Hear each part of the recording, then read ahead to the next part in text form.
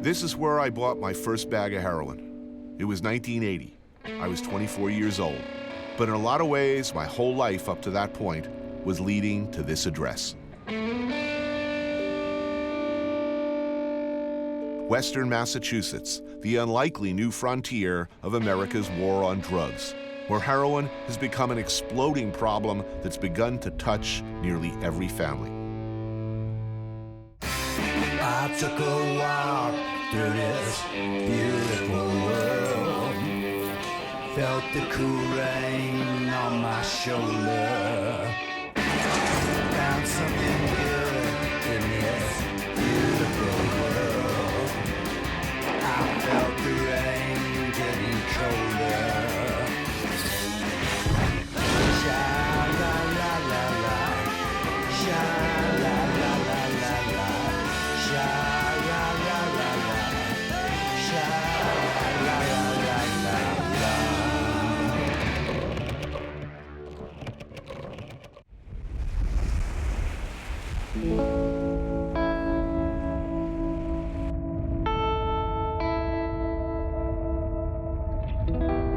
There's nothing like the North Atlantic. It's majestic. Yeah, I love the beach. Pretty much had my first everything on a beach. You name it, first time I did it, beach. I was miserable in love, happy in love, alternately, as only a 17-year-old could be. This is where I lived. A very happy summer in the early 70s, and that was my room on the left. It's an amazing spot if you think about it. A bunch of knuckleheads working as dishwashers and waiters and pizza servers. You know, we could live on a beach like this. You know, happier, stupider times. You know, I can still hear the playlist. Strawberry Letter and the Brothers Johnson. If you put on Marvin Gaye right now, I'd burst into tears.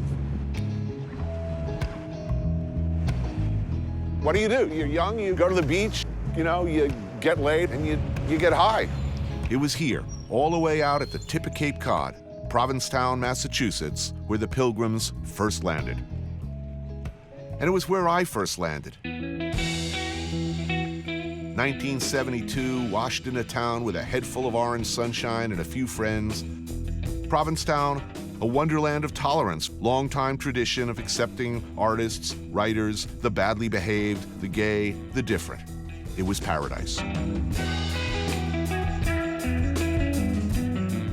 The joy that can only come with an absolute certainty that you're invincible, that none of the choices that you make will have any repercussions or any effect on your later life, because we didn't think about those things. I don't even know what I thought I was going to be. At that point, I certainly didn't think I was going to be a cook. I don't know what I thought I was going to be. I was just, you know, hanging out in a beautiful place. A golden time. I look back on those fuzzy memories and they seem golden anyway. Oh, there's John Waters. First love, and there's me. This guy, Johnny Yingling, was sort of a central figure in all of our lives.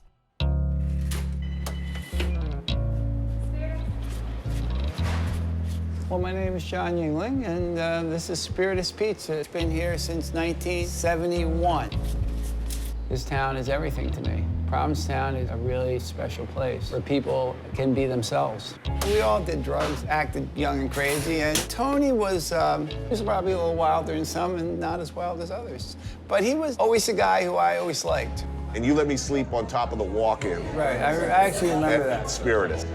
I cannot tell you how frequently I dream about Spiritus Pizza. I'm walking down Commercial Street, and I'm sort of dimly aware that Spiritus has moved, and there's a sense of dislocation and a loss as I stumble around this sort of Provincetown dreamscape of 40 years ago. Well, we're still here and living in hope. Cheers. Unbelievable. Many of the old places in P-Town are gone. But the Lobster Pot is still going strong all these years later, and still has what I want and need, the essentials. My friends worked in the kitchen here, starting the tradition among my set that cooking work was noble toil. At that point, I never intended a career as a chef. It was great to be a cook. I was getting to that. Oh, yes. So this is homemade Portuguese kale soup, made on the premises. It's been a long time, thank you. Enjoy. Portuguese soup, a P-Town version of the Azorean caldo verde, and just what I remembered. Kale, fiery red chorizo, linguiça, kidney beans, potatoes. Oh, I missed you. Yeah, I missed you bad. And that was precisely what I loved about the food here, the Portuguese thing. Dishes like this stuffed cod crusted with ground Portuguese sausage, breadcrumbs, stuffed with scallop and crab, some sherry, red sauce. I hadn't been working for a while. I was a deadbeat. I mean, I'm just, scarfing off everybody else. And Nancy Poole comes home from work and says, our dishwasher didn't show up today. You're our new dishwasher. I said, oh, really? And the next day, I put on the apron, and I didn't take it off for 30 years.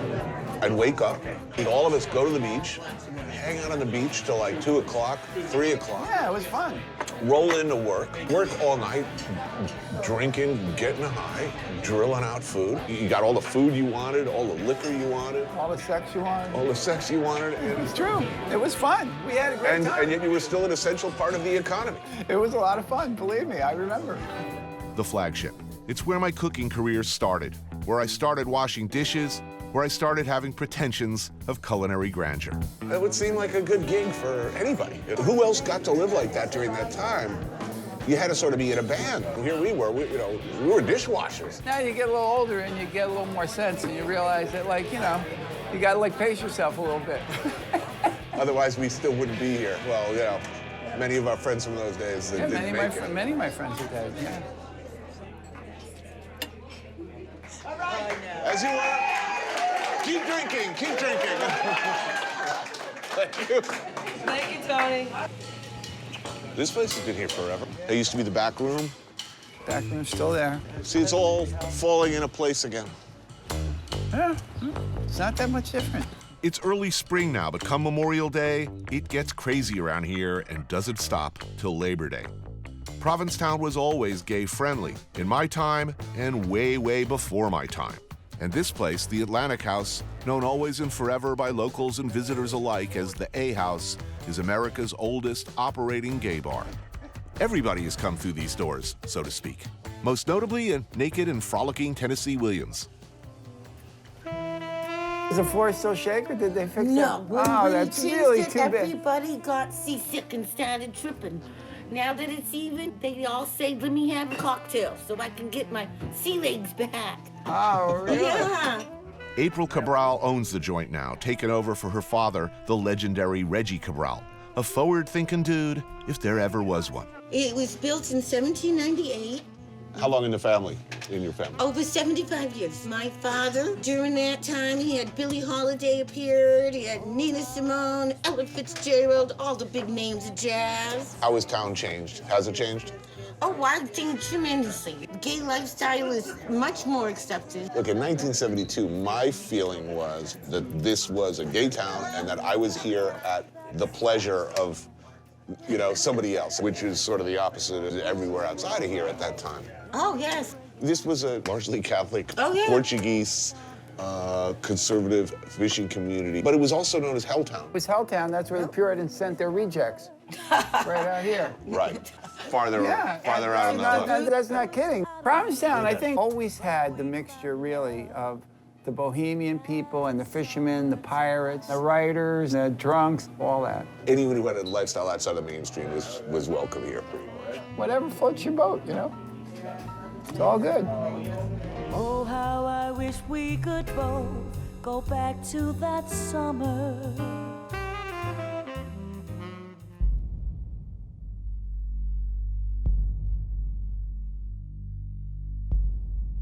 Over a century ago, Provincetown was a hard-working fishing village with multi-generational families of fishermen. My name's Bo Gribben. My father fished, and I was pretty much raised here my whole life, where I'm from. It's who I am. But it used to be like 2 out of 3 families in this town, this community, were fishing families. Most of them are now gone, and we're really like a minority. It used to be a fishing community with a homosexual problem. Now it's a homosexual community with a fishing problem. The first Portuguese fishermen arrived here in 1840. The Main families created a community built around fishing, and this town lived off that industry well into the 20th century. It persisted even when I was here, keeping up old Catholic fishing traditions like the blessing of the fleet. These days, however, there are fewer and fewer boats to bless. My name's Scott Rowe. I'm a commercial fisherman. Sea scallops, 4th generation. I started when I was 5. It was cool back then. There was like 70 or 80 boats here. They were 5 or 6 deep. Now it's just down to like 7 or 8. No, I'm wicked proud of my heritage, and I would never do anything else. This is my office, man. Look at it. I'm gonna do this until I can't move anymore. We roll into town like clockwork, 2:30, 3 o'clock in the morning. It's quiet. The town's been ripped up all night long. We come down here, hit the water. What could be better? Well, good time to be here, and nice weather today. Yeah, pretty nice day. Doing good. It's a little breezy. It might be a little nautical. All right. A little bit. I'm sure I'll be fine. I've watched The Deadliest Catch, so So you ready? I'm ready. Time to press the fun button.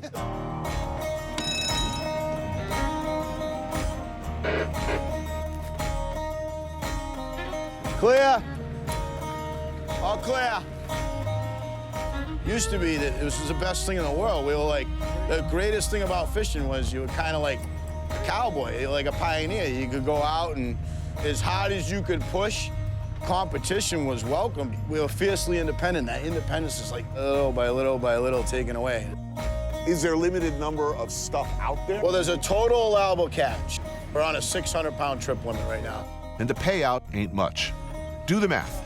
A good day of scalloping brings in, say, $9,000. From that $9,000, take away $3,000 for the lease, $1,000 for fuel, and split the remainder amongst the crew. And on top of that, fishing's really just a crapshoot. Many days, there's simply nothing to catch. So why the are you doing this? Well, it's still what we love to do. Like for us, we say it all turns to shit when we come back around the breakwater. Like once we get out to there, we feel like we're at home.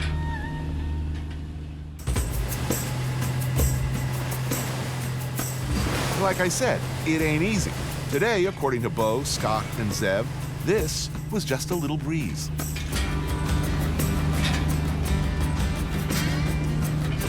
How rough does it have to be when you look out and say, I'm not going out today? It starts like blowing like 30, 35. We like days like this because the competition stays in. Really? Pussies. My dad used to say, when you're dry, you're not making any money.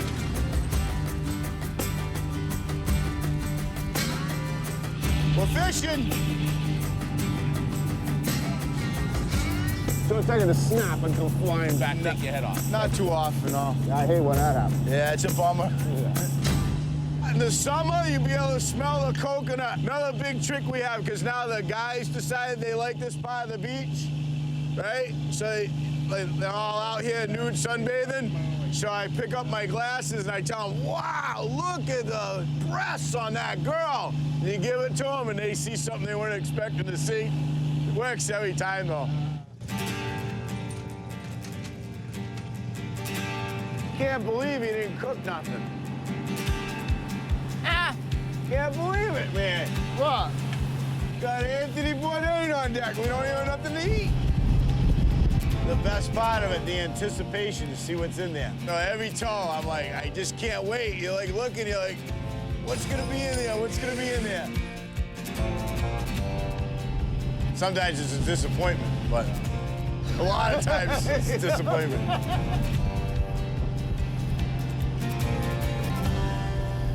How many did we get? Got a few. Is there? All right, we're out. That's why it's fishing and not catching. Yeah. They'll taste all that much better.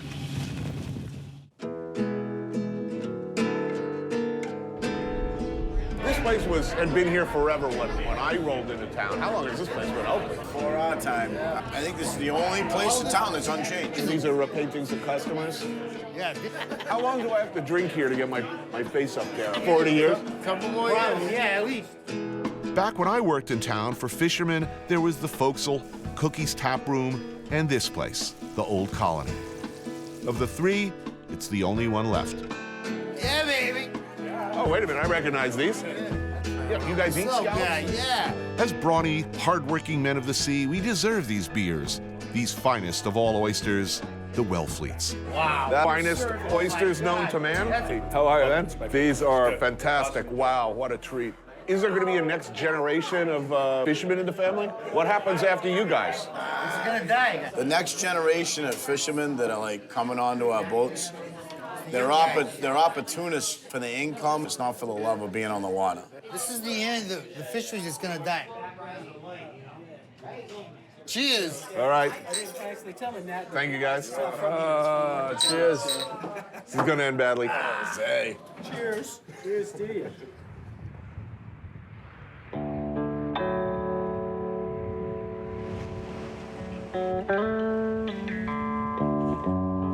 It's a nice house. I mean, it just feels like I never left in a lot of ways, but of course, it's 40 years later almost. And that was the Sodom and Gomorrah by the sea over there. You know, a big candy store for a horny, stupid 17-year-old with a taste for chemicals. You know, I was an angry young man. What the hell was I so angry about? It came as a rude surprise to me when I turned 30, because I'd always sort of figured I'd be dead by then. I was still quite some time away from my first bag of heroin, but, you know, there's a lot of ways it was a foregone conclusion. My whole life was sort of leading up to that point, to my first bag of dope.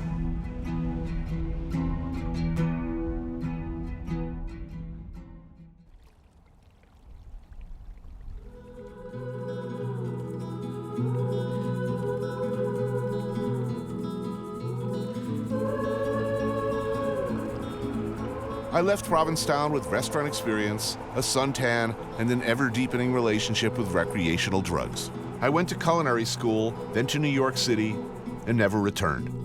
Today, however, I'm staying in Massachusetts, heading over to the western part of the state, one of the most beautiful areas of the country, the gorgeous mill towns, Victorian houses, deeply felt, famously upright New England values, Norman Rockwell America, where something really inexplicable and unexpected has happened. Bucolic New England is a new mecca for heroin use. Emergency room admissions, overdose deaths. We have rural law enforcement areas dealing with crimes being committed that never happened before. Detectives are working around the clock.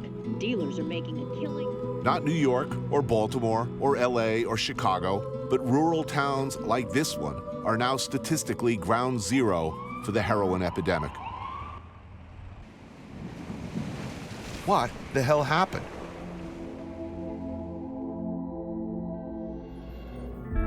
The next couple of years, if this heroin use trend continues to grow, it may be beyond getting a handle on. I'm a detective with the Greenfield Police Department, and my focus is undercover in narcotic investigations. This is a well-known area to us, very active. Heroin use, past year, it's just increased to a level I've never seen any other drug come into an area. People that are in it are all gonna be affected. It hasn't topped out yet. Someone you've known, someone you went to school with, someone you work with.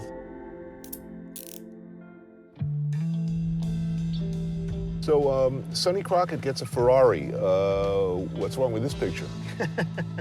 Tried the Lexus, but they said no way, so I got this one. What's being reported in the national papers, there's been an explosion of heroin use, heroin-related crimes, overdoses. Now, how's that happen? I think once this area realized that we had a heroin problem, we were already behind it, trying to play catch-up. We are on the 91 corridor. Route 91 has been dubbed the heroin highway at this point. It's a widely used road to go north and south. There's opportunists here, and for low money input, they're getting a high profit. That's the typical heroin packaging. There'll be bundles of 10, be 50 bags here. So 60 to 80 bucks for 10. They can charge whatever they want. It's all supply and demand. That's one dose per for most people? They'll do multiple bags, anywhere from 3 to 5 bags at a time, up to 30 bags a day. And the current economics of the town, I am the only one assigned to the narcotics position. How many heroin addicts do you think are walking the streets of Greenfield right now? I'm gonna say that we're in the high hundreds. Wow. We're in the high hundreds. High hundreds. Yeah. It's hitting every age group, economic household, it's out there. So we don't have Crips and Bloods taking over motel rooms. The person selling you dope more likely to be familiar than a stranger. I'm gonna meet a past distributor I've known for several years. We meet Carmen, as we'll call her, a powerful local heroin dealer turned paid confidential police informant out in the woods. How'd you get into the business initially? I needed the money. I needed to support my family. Couldn't get a job. How easy was it to get into the dope business? Not hard at all, because it's cheap. Was there money in it? Oh, hell yeah. Yeah, oh yeah. It's like Mayberry out here from looking around. I mean, who's using heroin now? I mean, what were kids? Kids. Today's heroin epidemic is different than the one that raged through America in the 1970s in a few significant ways. Back then, heroin was mostly seen as a poor people problem, somebody else's problem, the sort of thing that musicians and criminals got into, marginal people far from the white main streets of Mayberry, USA. What those people did to themselves, well, it was unfortunate, but not our problem, until somebody broke into your house. Today, it's absolutely the reverse. The new addicts are almost entirely white, middle class, and from towns and areas like this. How do you think you make it better? You don't. Whoa, you don't? No. There's going to be more robberies. There's going to be more killings. Take one person off the street here, 2 more come in. At your peak, how many customers did you have? Probably all of Greenfield. What happened? How did the kid next door, along with mom, pop, and grandma too, become users of hardcore illegal narcotic drugs? The worst drug with the worst reputation? I'll take you there. Well, maybe start here. Once you've found the right doctor and have told him or her about your pain, don't be afraid to take what they give you. Often, it will be an opioid medication.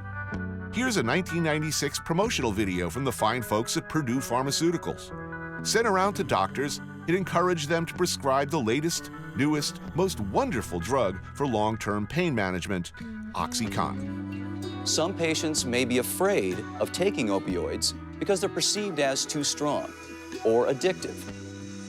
But that is far from actual fact. Less than 1% of patients taking opioids actually become addicted. Sales of OxyContin, initially and falsely proclaimed as not addictive, absolutely skyrocketed from $45 million in 1996 to $3.1 billion in 2010. That same year, Purdue tweaked the way they were making Oxy in an attempt to, they said, limit its addictive qualities. Finally, the government and law enforcement took a harsh look at the drug, and it became much harder to get legally, which sucked for the thousands and thousands who by now had a serious habit. I'm Ruth Potee. I'm a family physician in Greenfield, Massachusetts, and I grew up here. My dad was actually a small-town doctor out here. I'm a total generalist, but for the last 4.5 years, a larger part of my practice has been focused on addiction to opiates. You know, I got put on pain medication. Then when they started disappearing, everybody else was doing it. The heroin. You know, I can get a bag of heroin easier than I can get a joint. And once they start, they just slip down that rabbit hole and, you know, maybe they make it out. That's our goal, is to get them out and to live healthy again. We've really, in our own way, created this mess that we're in now.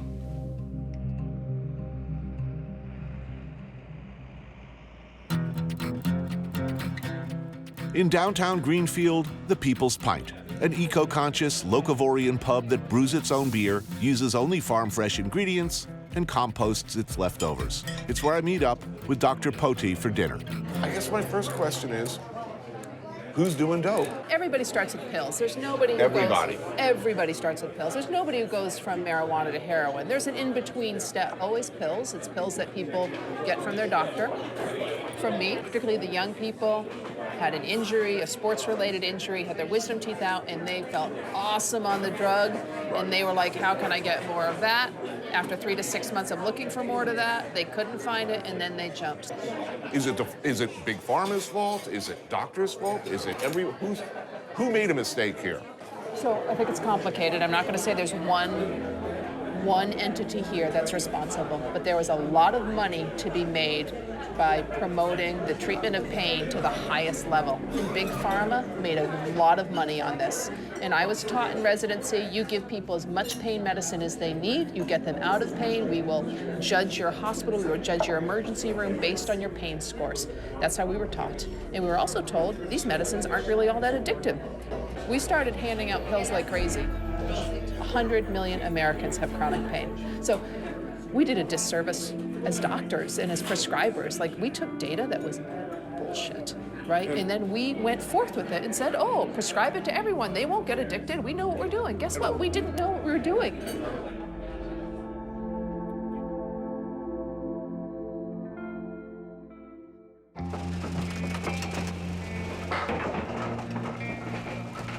A few miles down the road from Greenfield is Shelburne Falls.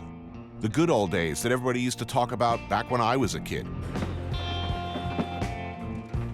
Sundays, church and picnics. Saturday nights, Sox games, beer, and bowling. The Shelburne Falls bowling alley is where time seems, anyway, to have stopped. First opened in 1906, this is the second oldest bowling alley in America, dedicated to old-school New England-style candlepin bowling.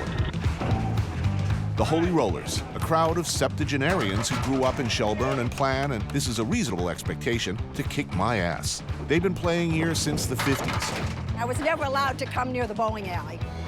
Really, this is a den of iniquity? Oh, this was, my aunt did not think this was a good idea. Man, it's a tiny little ball. This looks really hard. All right.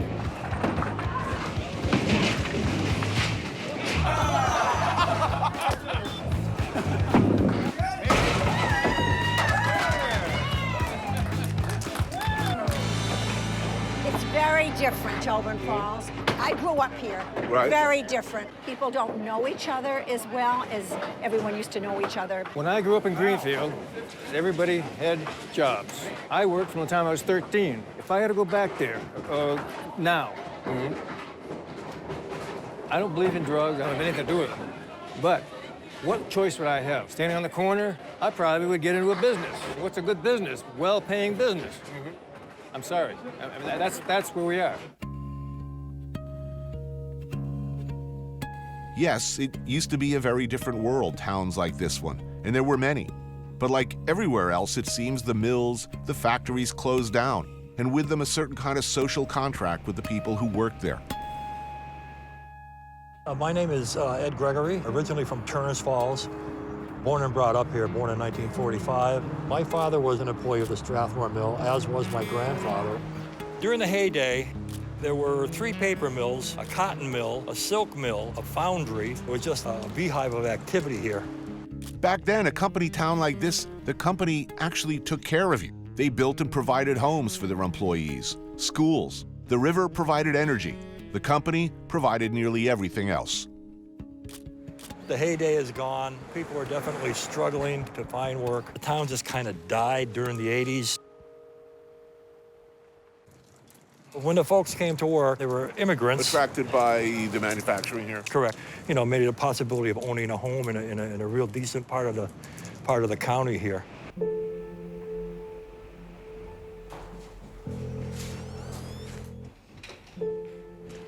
So my father was here, a millwright.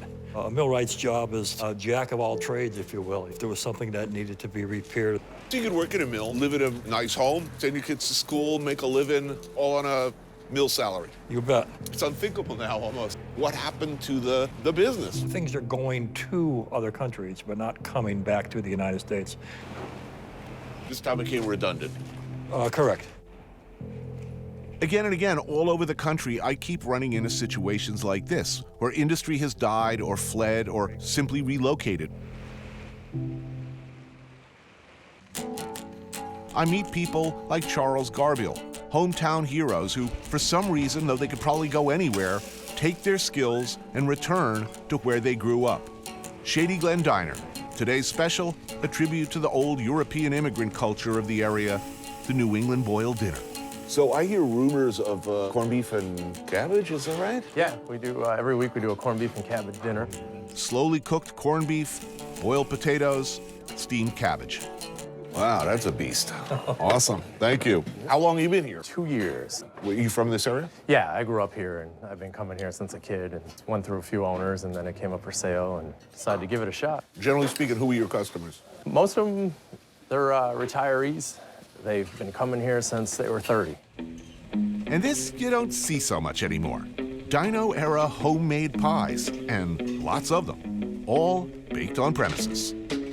Raspberry cream pie for me, thank you. This is not something that we see a lot of. Old school pie like that, and this number of them? Yeah, everything is made here. And they're all the original recipes from the 60s, so. Oh, yeah. You know, the index cards are so old, they're all faded yellow. This is exotic for me. Really? Oh, yeah. Well, how's business? It's getting better. The drug problem has started to really get rampant. Took over May 1st, 2012, and by the end of that year, I was broken into 4 times.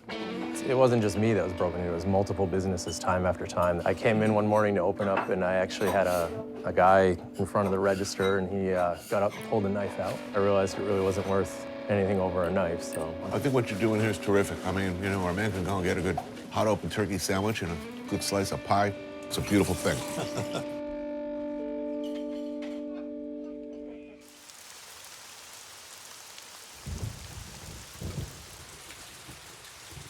Hush, little baby, don't say a word. Papa's gonna buy you a mockingbird. My name is Heather Taylor. And if that mockingbird won't sing, I'm a mother of 3. he's gonna buy you a diamond. The 2 older kids experienced my addiction. My addiction started with pills. I started sniffing heroin. I shot up for the first time, and shortly thereafter, I found out I was pregnant.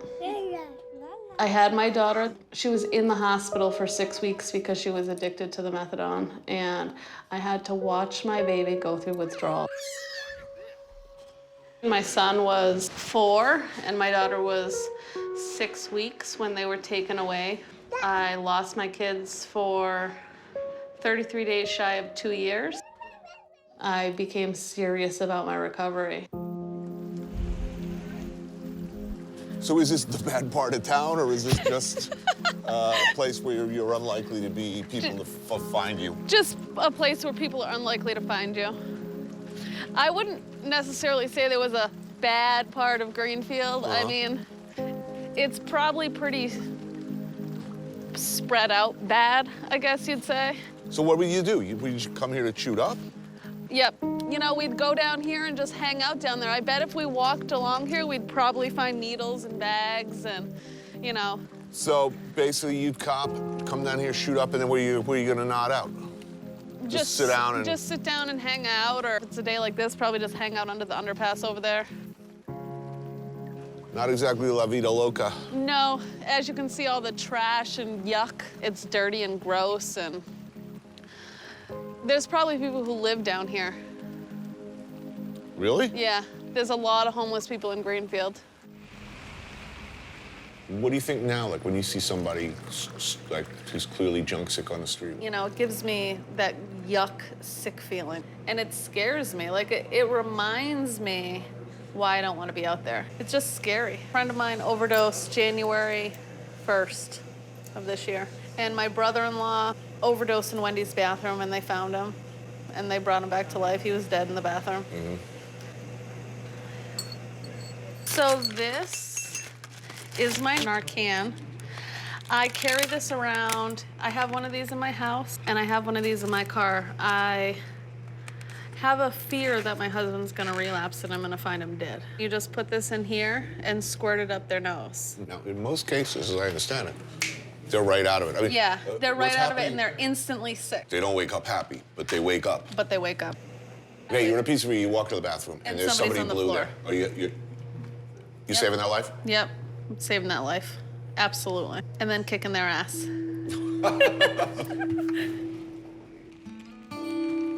Better now? Life better now? Absolutely.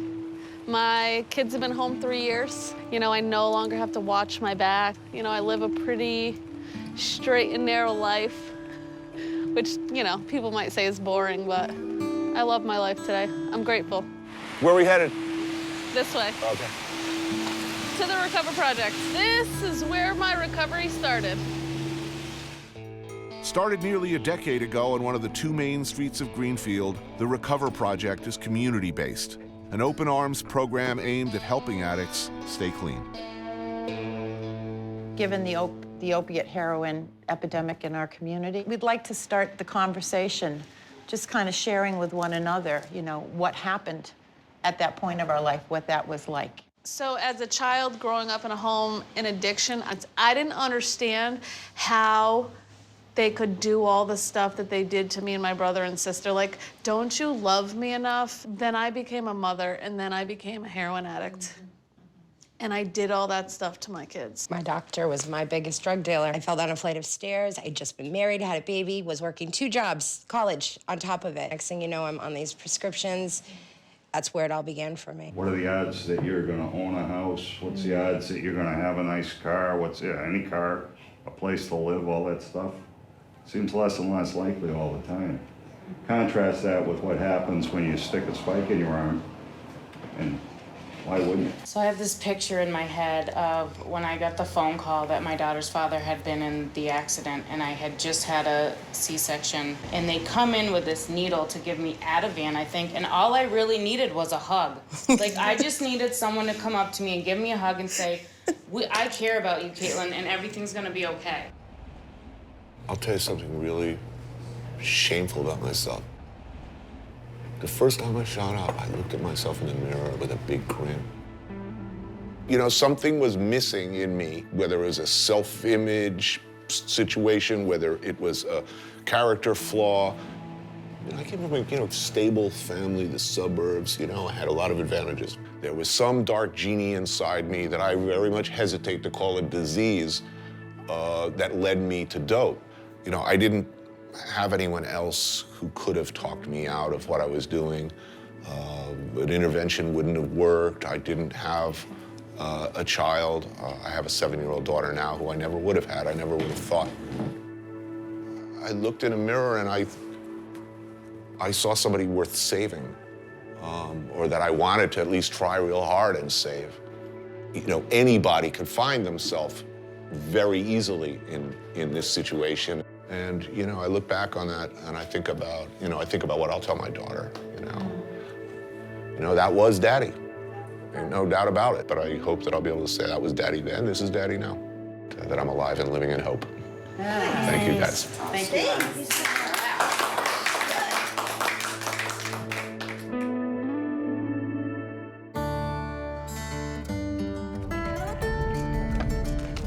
In Massachusetts, the clam bake is a ritual going back to the Flintstones, before the Pilgrims. Today at the long-standing, locals-only shooting club Schützenverein, as it's called in German, for the immigrants who first started this rustic fraternity back in 1912. Club leader Ray Zerkowski takes me through the fascinating and arcane process of creating an old-school clam bake. Basically, we build a kiln with hardwood and stone. We burn it down, remove the wood, we cover it with seaweed and the corn husk, and we put our clams and lobsters and corn in there like a pressure cooker right now. Is that a pig hiding in there also? No. We're gonna pull a tester out right now, and you can kind of see what we got here. Let's eat. All right. First, some good chowder, and there really is only one kind of chowder, New England clam chowder. Beautiful. That's good. Steamer clams, lobster, corn, potatoes. It's a pretty luxurious clam bake you're doing here.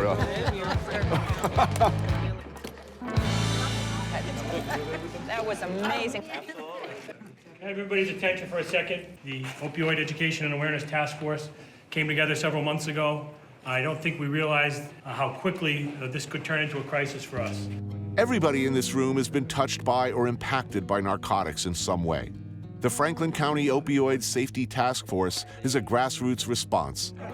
Doctors, law enforcement, led by Franklin County Sheriff Chris Donnellan, addiction specialists, and addicts themselves are coming together to find a community-based solution to what is finally being recognized as a public health crisis rather than simply a criminal justice problem. It's a great opportunity to come here tonight to break bread and look at the successes that we have had so far. I think what makes me more proud than anything else about living in Franklin County is that we will not sit back and wait for anybody else to solve this problem for us. We're going to be a model for the Commonwealth and for the nation on how we save our young people and how we save our community. You know, again, it's a change. The cities were the place where all of the bad stuff was supposed to happen. It wasn't supposed to be nice towns like Greenfield, right? It isn't the image that people used to have 20 years ago, that it's a junkie in an alley somewhere using a needle. It's not. It's your kids, it's your neighbors. The worst, I think, is when you have these young people who break a leg and they go to the doctor and they get a prescription for Oxy and become addicted to it. These are any kid who plays a high school sport. It's a horrible circumstance when that happens. It's only started in the past couple years. Yeah, the heroin was around, pills were around, but we didn't have people dying. Once you've been busted for heroin, that's a hard thing to live down. You got to get rid of that shame factor so that people can deal with it, address it, and get support from the community. I feel like we're going to lose a whole generation of our young people. 18 to 22 is what we're seeing the most. The district attorney, the sheriff, myself, the police department are all united. This task force has grown to over 100 people in a matter of 6 months, and that's what we're committed to doing. And you know, we will do it till the day I die. I've lost one daughter to drugs. And, you know, whatever it takes. Let's start by being honest with ourselves. As a nation, for decades, we were perfectly happy to write off whole neighborhoods, whole cities, whole generations of young men and women, as long as it was an inner city problem, an urban problem, which is to say, a black people problem, a brown people problem. Send them to prison, into a system from which they'll never return. Maybe now that it's really come home to roost, now that it's the high school quarterback, your next door neighbor, your son, your daughter, now that grandma's as likely to be a junkie as anybody else, we'll accept that there has never been a real war on drugs. War on drugs implies an us versus them. And all over this part of America, people are learning there is no them. There is only us. And we're going to have to figure this out together.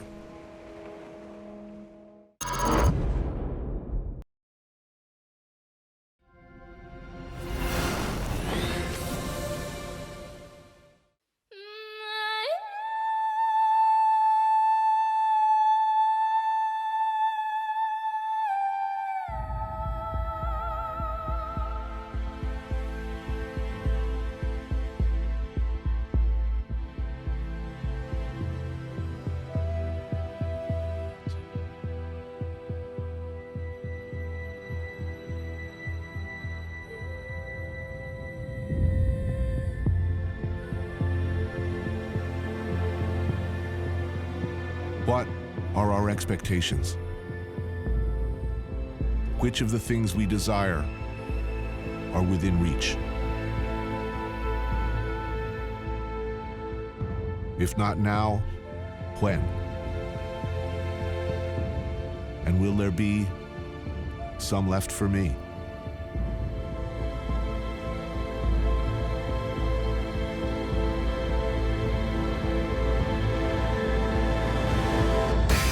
I took a walk through this beautiful world. Felt the cool rain on my shoulder. Found something good in this beautiful world. I felt the rain getting colder. Sha la la la la, sha la la la la la, sha la la la la, sha la la la la la.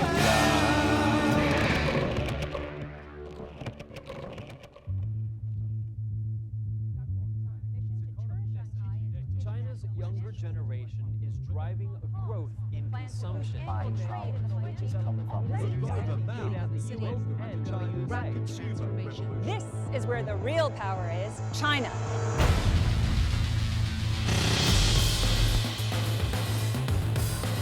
If you live in Manhattan like I do and you think you live in the center of the world, this place Shanghai will confront you with a very different reality. Turn down a side street, it's an ancient culture. A centuries-old mix of culinary traditions, smells, flavors. A block away, this. An ultra-modern, ever-clanging cash register, levels of wealth, of luxury, a sheer volume of things and services unimagined by the greediest, most bourgeois of capitalist imperialists. The city is split by the Huangpu River, a tributary of the Yangtze, into the older section which features the Bund and the newer built-up section of Pudong. The one thing I know for sure about China is I will never know China. It's too big, too old, too diverse, too deep. There's simply not enough time.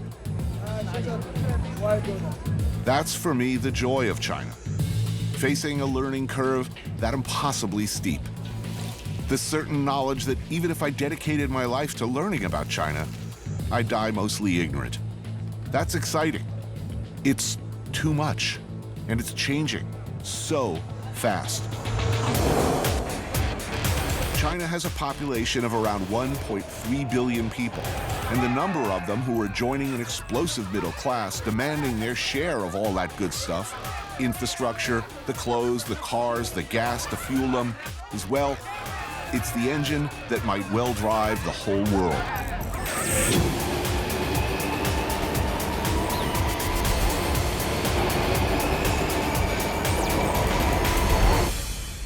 You like Chinese food? Very much, yes. Okay. What do you want? Please order, of course, yes, some good soup dumplings. 这里还有知名的是什么？是这个 Professor Zhao Lin is an economist and the current dean of the College of Economics and Management at Shanghai Jiaodong University. Like so many people you meet here, he's Chinese, but was educated in American universities and has taught at Yale, Duke, and Arizona State. So you'll forgive me, economics are not my area of expertise. I wallow in ignorance, but China looks different every time I come. It's changing so quickly. How did that happen? China enjoy, this long period of peace. No serious enemy, no major wars. Right. So the manufacturing industry really took off. Internally, it's a reform and open door policy. Every country willing to trade with China. There's certainly no doubt that at this point, our destinies are inextricably bound up. We are our economies are hopelessly intermingled. If one fails, the effect would be disastrous. Global impact. We are, to say the least. It's certainly. 好好好。 This is what I was waiting for. Xiaolongbao, literally small steaming basket buns. But I translate them in my head to pillows of happiness that will scald your tongue and throat if you don't know what you're doing.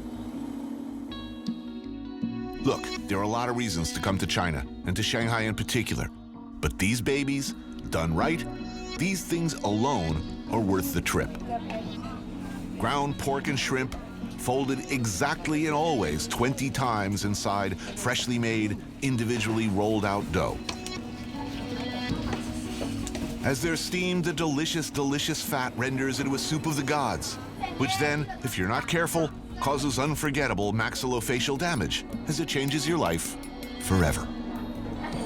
Oh, so good. In the China of the future, places like this, Fushan Jiaolong, will be even more packed by Chinese, by expats, by visitors looking for the deeply satisfying rush of screamingly hot goodness.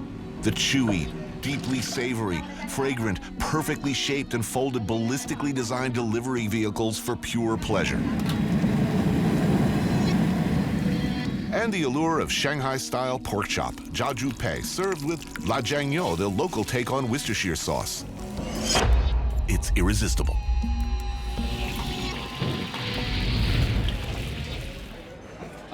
So I really believe that the world is converging, and China will be privatizing more and more. Right. The difficulty nowadays, it's just the technology is so advanced, we don't really need that many people to do things that many people used to. And with the population, 7 billion people, the world probably doesn't need that many people working anymore. Right. So the question is that, what should human beings do? You know? How can you let them not doing anything and then still living a good life? Right. I don't know. It's going to be a big issue that can face the whole world. What is the future? I don't know. But to a very great extent, it is surely being determined here. Is there a plan? Probably not. Only appetites. And increasingly, the means to fulfill those appetites, those dreams and aspirations. Who will drive the car that takes us to wherever we are going? They will be young, whoever they are, and not unlike Yao Mingji, a 30-year-old Shanghai native educated in the USA at Wellesley, currently a features reporter for the Shanghai Daily. She may be the picture of modern China, but this is Mingji's favorite restaurant, Chun. China, and Shanghai in particular, might be transforming fast, but this place stays resolutely the same. Mrs. Xu runs the place, serving classic, home-style Shanghainese. There's no menu, no waiting list. Oh! And you only get a seat if she likes you. Oh, I ordered too much, sorry. It's fantastic. I was trying to get all my favorite dishes. No, I'm very happy.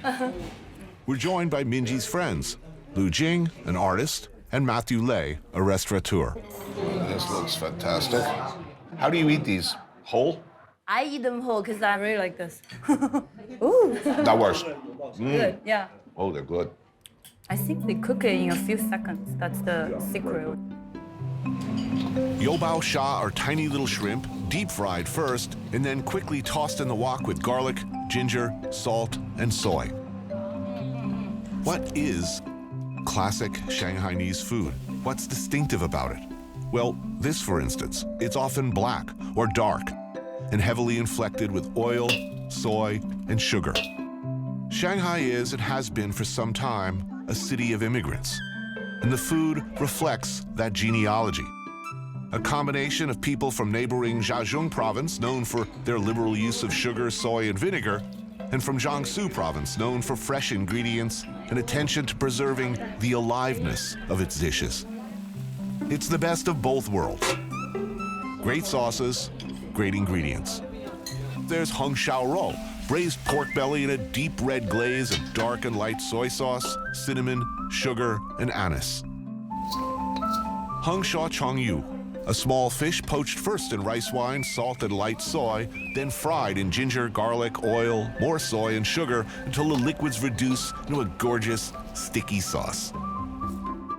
Zhong Ya, duck that's been marinated, blanched, then reheated, smothered in a sauce made from the reduced drippings left in the wok with dark soy, salt, and sugar.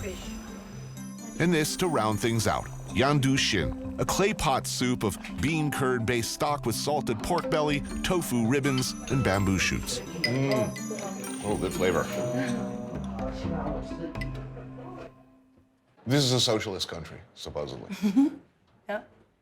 It's a communist country, supposedly. It is, in fact, from all evidence that I've ever seen, the most dynamic capitalist country on earth. What do you think about that?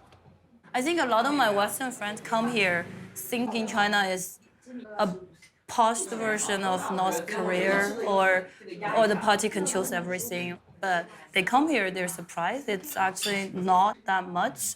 They do seem to be promoting the free market even more with the free trade zone just established in Shanghai. So it's amazing. From what I see everywhere I go, the world is becoming more Chinese. Chinese influence, Chinese food.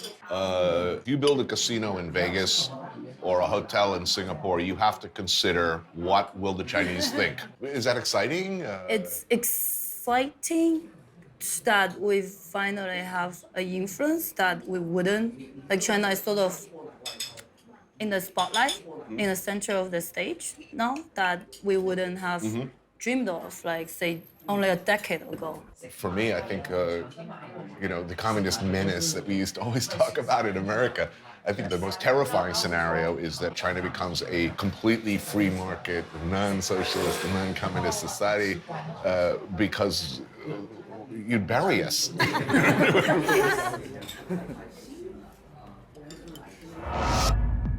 I love few things more than quoting that impeccable communist Deng Xiaoping. To be rich is glorious. All isms are wasms. Dig deep, and it's always about the money. Meet Tim Say, resident of Communist China, a man of impeccable taste, one of more than 150,000 Shanghainese millionaires, accustomed to the good life. We take the seawater out, replace with champagne. We have it all at once. Hopefully you like it. He likes nice things, and he makes Donald Trump's garish ticky-tacky empire look like the back of Paulie D's van. Where are these from? They're great. France. They're from France. Fantastic. Wow, they're in good shape. Good choice, Yes. too. Well, we keep them happy. Every single one is flying from jet with little seatbelt, so they're nice and happy and safe. Apparently. Tim is an investor into real estate, telecoms, and the newly expanding service industries of the new China. He's also the president of Roosevelt China Investments, a very old company with a long history doing business here, created by the Roosevelt family. Maybe you've heard of them. This is his clubhouse. Really, the House of Roosevelt on the Bund, right in the middle of it all. Wine is big here now. The French chateaus, more and more, they look to China as the indicators of price, as the market maker. Tim alone has stocked around 4,000 labels here. China in general bought 2 billion bottles of red wine last year alone. Think about that for a minute. They are now the leading market for red wine in the world. It's pretty amazing here. Wow, I designed this place in 5 minutes. I look at this place for like 6 months. Daytime, nighttime, and finally one morning I say, I'm gonna make a wine cellar out of this. Looks so good. Thank you. Hi, guys. Well, this is nice. Hi. Tim has invited me to dinner alongside a few people that have taken full advantage of the booming economy in China. There's Eva Wang, an architect and designer. Daniel Zheng, a real estate developer. And Coco Shu, a party planner. So you eat like this all the time? Nice wine cellar? Twice a night. Today we're surrounded by Southern French wine and Northern Italian wines. And if you like it, you can eat in different districts of wine country every night. Isn't this supposed to be communist China? I mean, it seems like Can I a ask one question? Are they any one of the Communist Party comrades, party member? No, I'm kidding.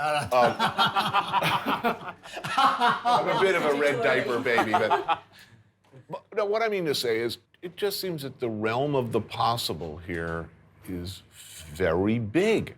Absolutely, it's a big stage. I mean, in New York City or in other places in the world, you can see that you might build a massive project, but that's probably the only one in the whole city. But in Shanghai, there's 10 massive projects going on, and there's 10 more coming up in the next couple of years. You know, it's a big world, big city, but small village at the end. And I think food is the best weapons on earth to make peace. It's the food, it's the drink. We have better peace on earth. And you're probably the United Nations ambassador. In time. And these little shrooms are from South Pole. And only New Zealand has the right to farm them. So try it. With your wasabi if you like. A lot of Chinese restaurants in New York. I grew up in the 50s and the 60s, and even then, Chinese restaurant, Chinese food was really an essential part of being a New Yorker. I mean, if you didn't know how to use chopsticks as a New Yorker, you were a terrible New Yorker. Now, we don't ask one thing. Do you know how to speak like a Brooklyn person? It's a tough accent. Queens is easier, you know, it's a more of a I can't. I mean, I live right next to it my whole life. Can you say? But I mean, the accent. No, we don't want to hear a Brooklyn expression. Tonight I just want to hear. Not for nothing. What? Not for nothing. That's Brooklyn. Not for nothing, but Nothing. Not for nothing, but you know, I could really use a little more wine. Yeah. Not for nothing. No. Nothing. Not for nothing. Nothing. Not for. All right. Shanghai chef Jackie Shu prepares a meal of a style that will become, without a doubt, more and more typical and in demand here among those who can afford it. And more people every day can afford it. What is it?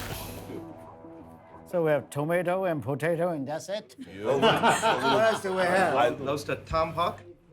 Australian Wagyu beef, a massive, perfectly cooked tomahawk chop. Coming in the door at up to $150 a pound, that includes bones and fat. This is about $1,000 worth of steak, bitches. Even if Tim wanted to serve good old USA beef, still the finest on earth in my opinion, he can't. China has banned imports of US beef over concerns about mad cow disease. While they carve, a quick trip behind the bookshelf. And now I want you to show your special place. Wow. So you name your label, the Village of Wines. I think most of the chance we have it. And so this size is all our interesting wine that they can keep aging themselves. This is the house collection. That's correct. Right. And I want to show you the membership area. Our newest member, Anthony Bourdain. It's me? And it's all of our Roosevelt collection of wines. Please, open it. Ah. Wow, cool. It's good being me. Thank you. It's good having you. Thank you so much. Thank you. Oh, close that up, man. Wait a minute. Close it up.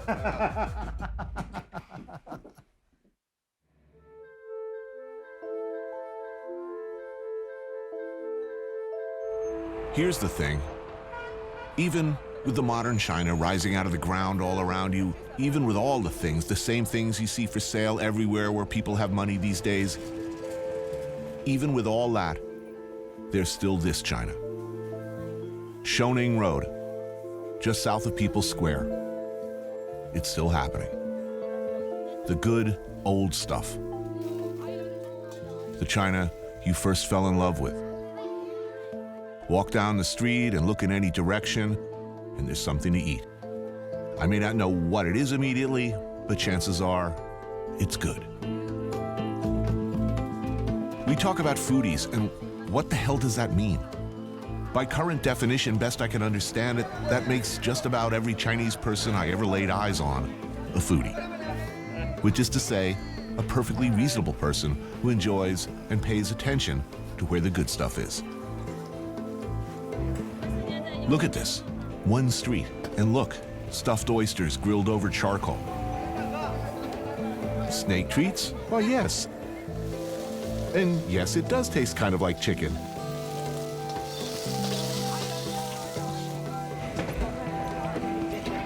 There used to be a lot of streets like this, full of Dai Pai Dong, where you could look, shop around, and eat all out in the open. A happy, riotous, delicious torrent of food. But the government, as governments do, are tightening the screws. Old is bad, new is good. Not everybody thinks this is a good idea, though. Bill Wang was born in Shanghai and studied here at Tongji University. He began teaching English before he was out of college. He suggested we meet at Erguang Wonton, and there may be wonton stalls all over Shanghai, but Bill says this one is the one. So you're an English teacher? Yes. Most of the people I meet of Chinese background who speak English their teachers were British, sometimes Australian or New Zealand, and they have those expressions and that accent. Maybe more and more these days, I guess, younger generation, there's more and more of that sort of TV accent. Is that good or bad? I think it's good. You know, TV series, especially American TV series, are so popular in China. What are the most popular American shows in China? Right now, House of Cards. House of Cards? Yeah, so popular. House of Cards? Yes. Oh, well, that's really interesting. What do you think the appeal is here? You know, in the show, American, they can talk about president.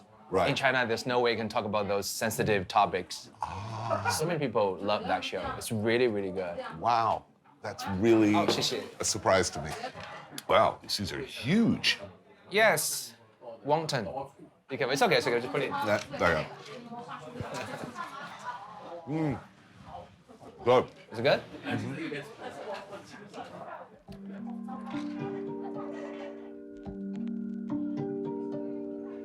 Minced pork, bok choy, some ginger moistened with rice wine, soy.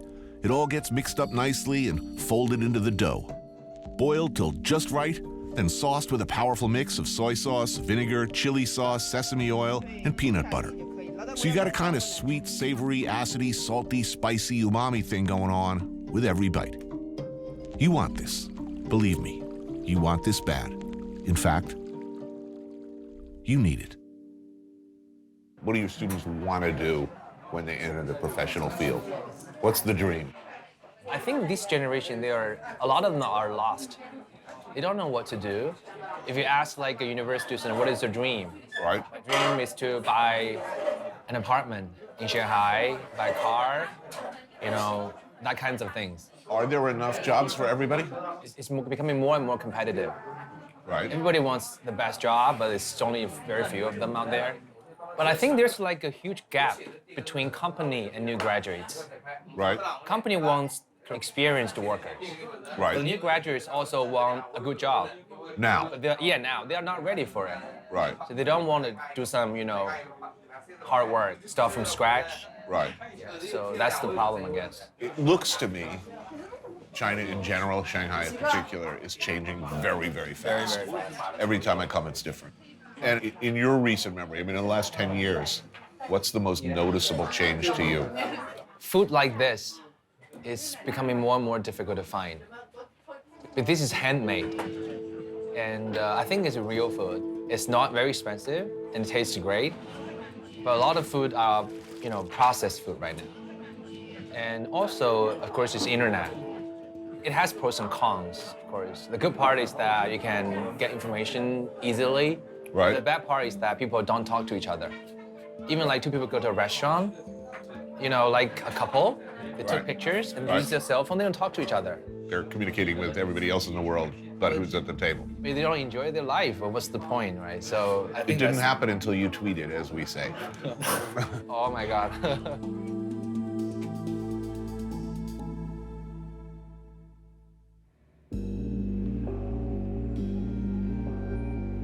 What's clear very quickly here is the way China claims things are, the way things are supposed to be as far as permissible social media and access to information, and the way they actually are, two different things.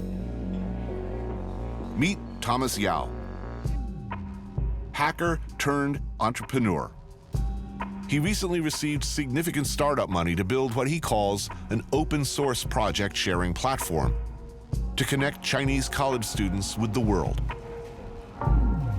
Now, when you say hacking, what do you do when you hack? What's the intent? Actually, it starts from MIT. If you go to the computer science and artificial intelligence building in MIT, it will show you the definition of hack. It's actually a very positive word, but it became a very negative word. Right. So the word hacker is to describe the people who are really, they really like programming, and they love to share information, just like cooking. You love to share recipes to other friends who love cooking as well. Legally, there might be something wrong with it, but morally, do you think there's anything wrong with, you're essentially breaking into an information base? Yes. I'm not doing any damage. Yes. I'm going to go in, I'm going to look around, I'm going to see how things work, and I'll leave without disturbing anything. Would most hackers say that that's okay? Yes. Yes. It's in the service of knowledge, that's It's okay for most hackers in our communities. I was lucky. I got into a very big hacker community here in Shanghai and met a lot of great mentors. Started in business at 21. Exactly. Quite an accomplishment. I didn't go to the college. You didn't go to college? I didn't go to the college. Why not? Most professors are way behind the development speed of the communities. Why? The country is so advanced in so many other ways. Why in this area? The network problem here in China. We have GFW, the Great Firewall, and it blocked a lot of important information websites inside China, and a lot of people, they can't get cutting-edge technologies, which we don't teach in college at all. And so the human resource problem and the manpower problem is more and more serious, getting more and more serious here in China. Because everyone's going to the Silicon Valley. They offer better, obviously. Oh, here's the deal. These are the famous ribs? Yes. Maybe the #1 thing that the seriously food-crazed traveler coming back from Shanghai will tell you to eat, other than the soup dumplings, of course, Ziran Paigu, or simply cumin ribs.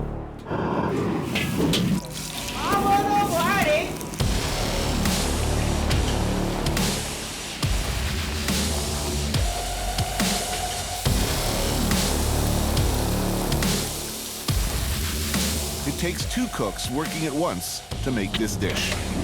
One deep fries the ribs in hot oil until just right. Another toasts the ginger, cumin, and other spices in a wok. And then, in go the ribs. And if you're a devotee of what's called wok hei, you sit as close to the kitchen as possible to capture that elusive, fast-dissipating breath, flavor of the wok itself. Toss them around, coating those bones with all that good stuff, then serve. And because we like it to burn, Thomas orders some laza jiding, a spicy chicken dish. Hei means energy, life force, or breath. And that's what you're looking for, the vestigial flavor, the essence of a very old, carefully seasoned cooking vessel.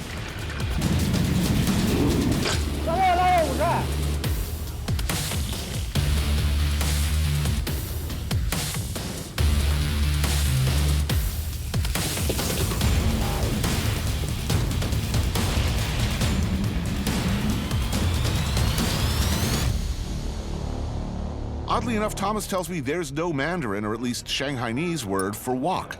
It's simply called a cooking pot.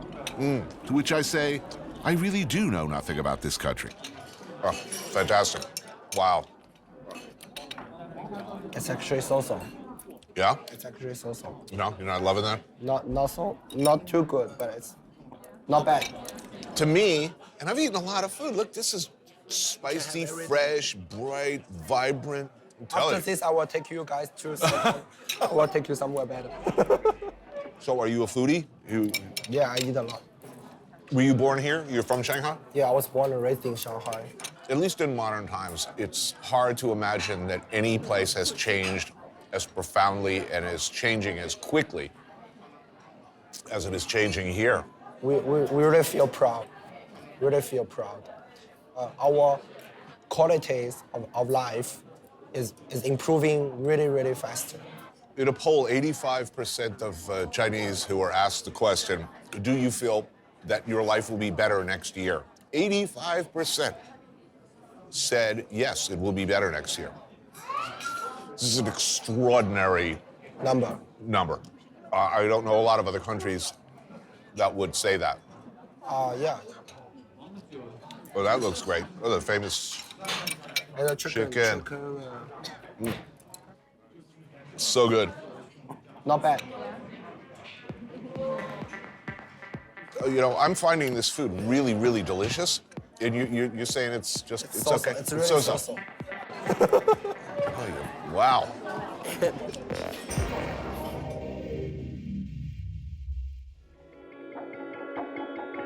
Shanghai is one of the biggest cities in the world right now.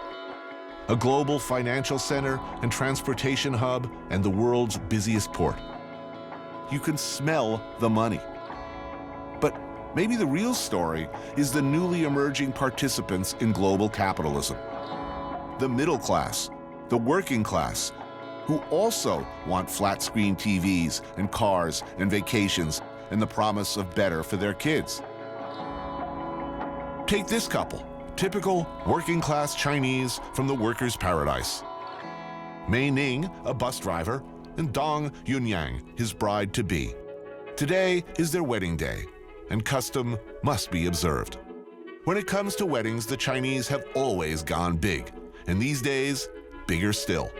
Lots of food, lots of booze, lots of people. Getting crazy, which is why Thomas and I have become wedding crashers. The Constellation Bar for a pre-wedding drink. The classic Chinese cocktail, the Moscow Mule. Okay, maybe not Chinese. These are good. Yeah. This is the reason I love this place. Are you married? No, no. No, not yet. I'm not a big fan of marriage. You've been to weddings, yes? Yes. Have you ever crashed a wedding before? Nope.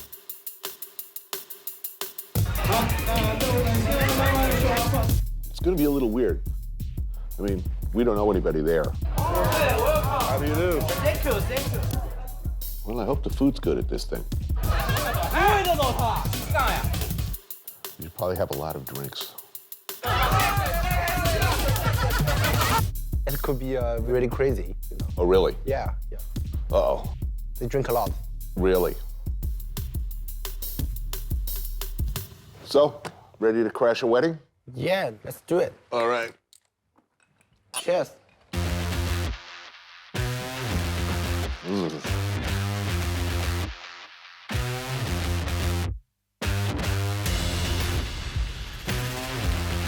When you go across the road here.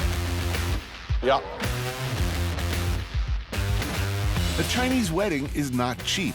You need a banquet room. In this case, the families rented out this place at the historic Park Hotel Shanghai.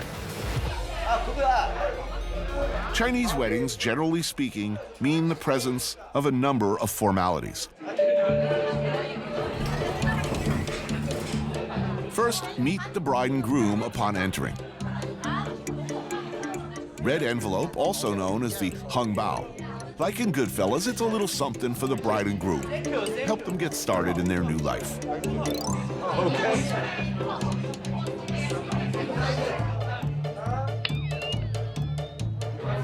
Thank you. Awesome. Okay, table setting, often with some must-haves present. Booze, whiskey, smokes for the guests. So this is kind of like a traditional Chinese wedding. They will rent a hotel and... Oh, I know. I do this every week. I go from hotel to hotel, and I crash weddings. Okay. Roast duck? That I will have, of course, and some banyu du, or beef tripe in garlic sauce. Kona crab, shelled and then sautéed in garlic and ginger before being stuffed back into the shell. Steamed turbo with scallions.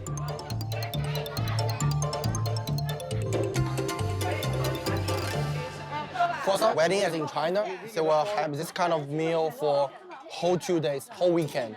So I'm telling you, we should do this every week. I'll come back. I'm gonna move to Shanghai, and you and me, twice a week, we'll just go to weddings. 禁止之外呢，当然少不了的还有他们爱情永恒不变的信物。所以下面我们就请2位伴娘为新郎新娘送上结婚对戒。美满幸福，恩爱永远。谢谢。那新郎，现在你可以大胆的亲吻你的新娘了。You may kiss your bride.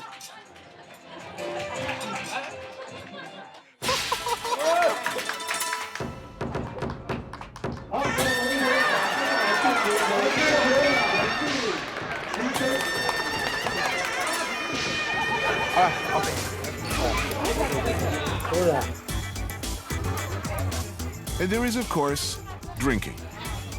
Much drinking. She wants to chill with you. Come back.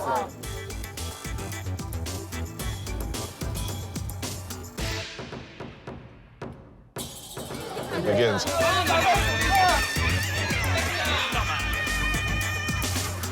When I first came to China, was for business, and one after the other, everyone at the table came up and said, "Ah, Mr. Bourdain, I would like to do a drink with you," and they, all of it. I didn't know how to politely say no. I can't. I just kept doing it and doing it. I got super up.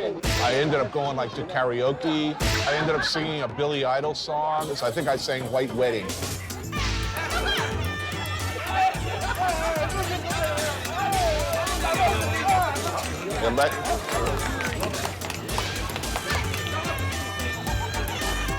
She's making it a personal mission to get me seriously drunk. I'm just wondering how you got out of that. When I sat down and I looked around the table and I tried to figure out, okay, who at this table is going to try really hard to get me drunk? I wouldn't have guessed it was going to be her. She drinks this white wine all day long. I can drink a lot, but I just don't like the taste of it. Look, we have to get this straight. That is not wine. That's like grain alcohol. That's what we call liquor. Oh, yeah, something like that. Yeah. Okay, so we're clear on that. Now, this is a small wedding by most standards, about 100 guests, but just booking the room took 2 years.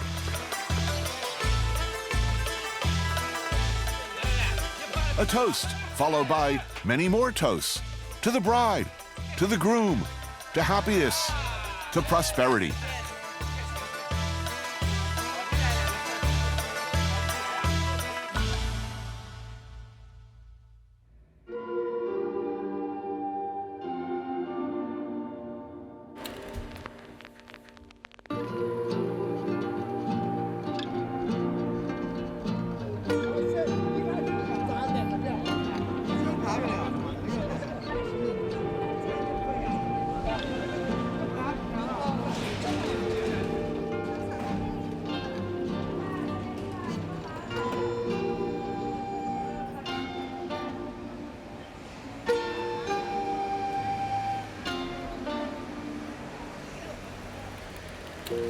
There is a place, there is always a place, where something delicious in a bowl is waiting just for you.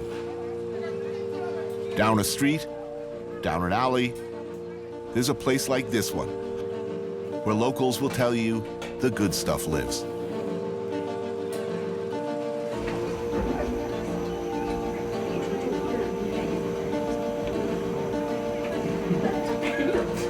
They call this stuff long leg noodles, because they say the woman who runs it is tall. Noodles for me are a solitary pleasure between me and my bowl. Fen Li and husband Chi Fun Wang understand this, I think. Now, this is a deceptively good business. What used to be a typical, low-cost, working-class stall of the Dai Pai Dong street variety has in fact blown up, along with the rest of the economy. Rich kids and TV guys like me want to eat here, and they do. How do you make a bowl of perfect happiness? Cook noodles in boiling water, liberally flavored with chilies and lard. Immerse your cooked noodles in a soy-inflected bath of deeply sinister, deeply pleasurable pork stock. Little bit of baby bok choy, heat for a few seconds, simmering, then garnish with a bit of slowly cooked, heavily reduced, almost candied pork. Then suck those noodles loudly and enjoy.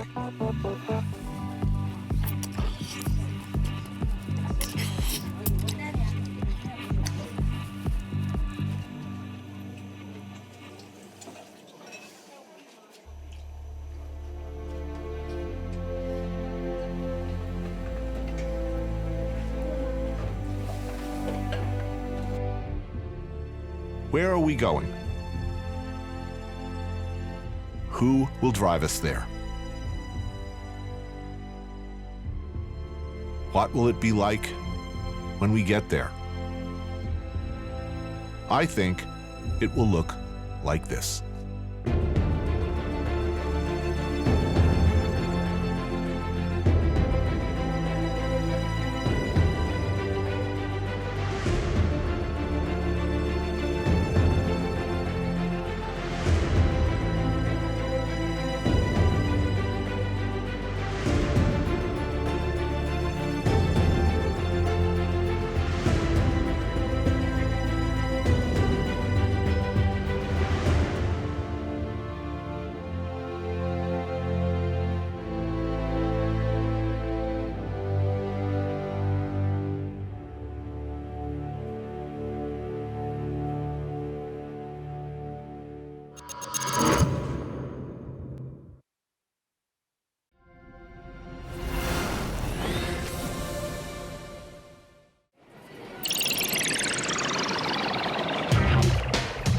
does the joke begin?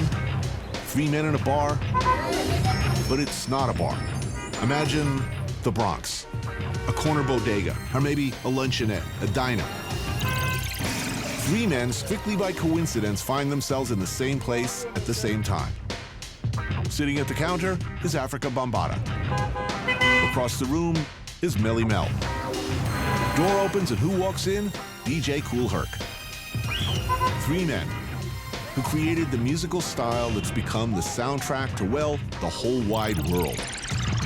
Do they nod at each other, lament how all of them got screwed over, cut out of the big money, or just laugh at the absurdity of it all? Hip-hop. It came from nowhere else. It could have come from nowhere else but the Bronx. I took a walk through this beautiful world. Felt the cool rain on my shoulder. Found something good in this beautiful world. I felt the rain getting colder.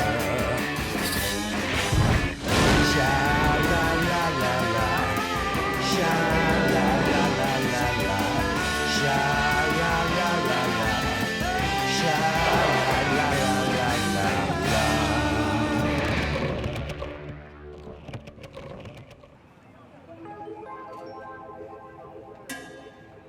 This is the Bronx. You've probably heard about it. You may even have a pretty solid image in your head of what it looks like, what it is like. Or maybe you can't picture it at all. The South Bronx sounds familiar as a bad thing, and the Bronx at one time was said to be burning, wasn't it?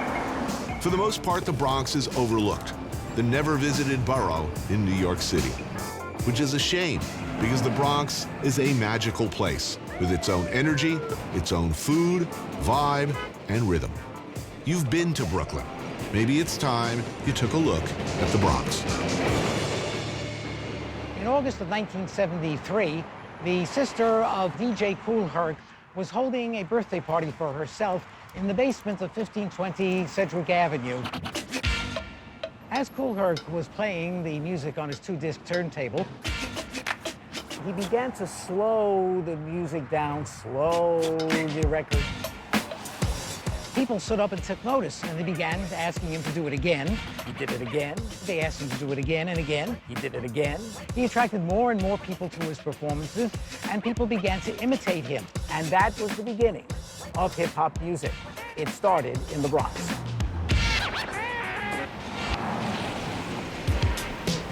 Moody's Records.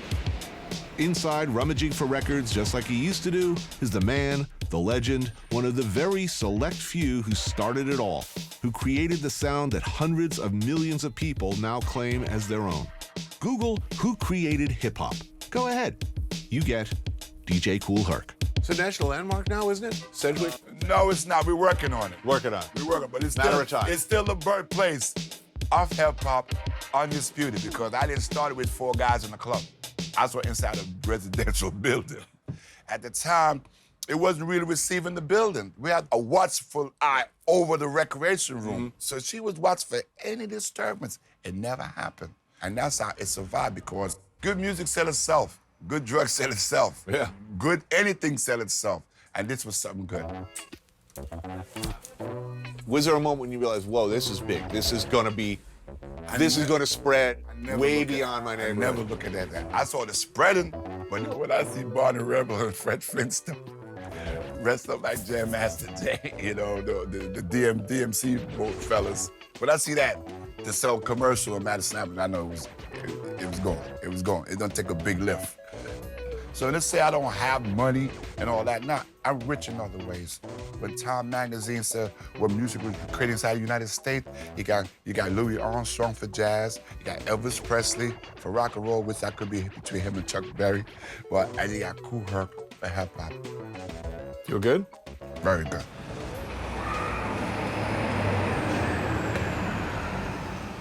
Historically, from the last third of the 19th century into about 1920, the second language spoken in the Bronx was German. From about 1930 to about 1960, The second language spoken in the Bronx was Yiddish. From about 1965 onward, the second language spoken in the Bronx is Spanish, and that's the way it is today. It's got a reputation as a tough place. Crime, street gangs, a lot of which goes back to the way it was, and some of which, well, like I said, it's got a reputation as being tough. The Bronx is, let's face it, a big blank space in a lot of people's minds. Even people like me who live, what, 10 minutes away? We don't know anything about that big area between Yankee Stadium and the Bronx Zoo. What you should know is that the Bronx is big, really big, and that it's a patchwork of ethnic enclaves, a cross-section of the whole world. Every immigrant group you could think of.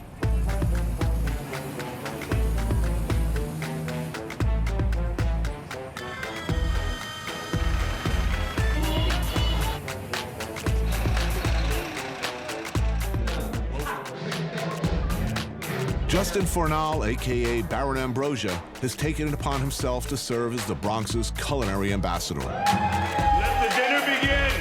This is the porcupine. An evangelist for the cause of introducing the manifold, splendiferous delights of this mighty borough to the ignorant, well, like me. No. He's got a show on the TV, and he throws parties where he serves creatures that would make Andrew Zimmern turn gray and slump unconscious to the floor. Showman, iconoclast, explorer, and gourmet. Bronx is so multifaceted, but for some reason, this is the first place I always take people, because this just oozes and emanates kind of that flavor of the Bronx. And he knows what I like. Places like this. 188 Cuchifritos on 188th Street in the Grand Concourse. Old school, New York, Puerto Rican good stuff. Get within 20 feet of this place and prepare to lose your freaking mind. The cuchifrito itself is basically fried pig. The ears and the tongue chopped up and deep fried. So off-cut pig parts, deep fried? Deep What's fried. not to like about Right. that? So the shank there? Yeah, the peroneal, the shoulder. We're gonna get that in there. Oh, yeah. Big piece of chicharron, the skin just chopped up. So skin, fat. Skin and fat. Yeah. It's almost like a little meat candy bar. It's amazing. It's amazing. Some morcilla. Morcilla for sure. Always morcilla. And then what else? We need some plátano? Yeah. Puerto Rico, I missed you. The Bronx to me became the place where I could really engage my Bacchanalian sensibility. You know, you could really just come here, eat, drink, wine, woman, song, and just indulge. This is pretty much the center of the pork universe as I've ever seen it in New York. I don't know any place porkier than what I'm looking at. This is exactly the kind of thing I thought we'd lost in New York, that one after the other faded away in the neighborhoods I lived in.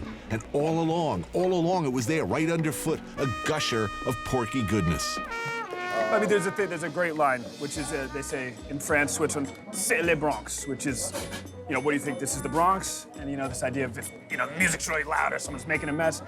To me, I take that as a point of pride. To be the Bronx is where the music is loud. The Bronx is where the men are tough, the women are sexy, the food is spicy. If those things weren't true, you wouldn't know what the Bronx was. So its bad reputation is what protects it. I think the some of perception of it being a place where the funk is alive.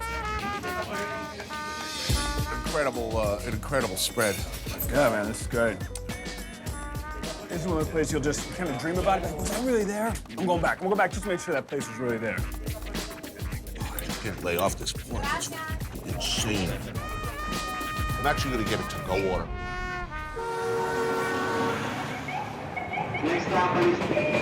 Yo, love for my haters, forgiveness for my enemies, move spectators, I'm the day that they shot Kennedy. I'm from the Bronx, New York, and I don't beg your pardon. I was 12 or 13 when hip-hop was starting. Just go and take a minute to listen to what these fools spit. It's pure uncut garbage. Don't touch my fader, just let me bump, feel my energy up. No logic, a bunch of false prophets pushing a poisonous product. I'm not hard to find. I'm right by the zoo, by the gorilla cage. Holla at me, baby. Ooh, ooh. Watch it.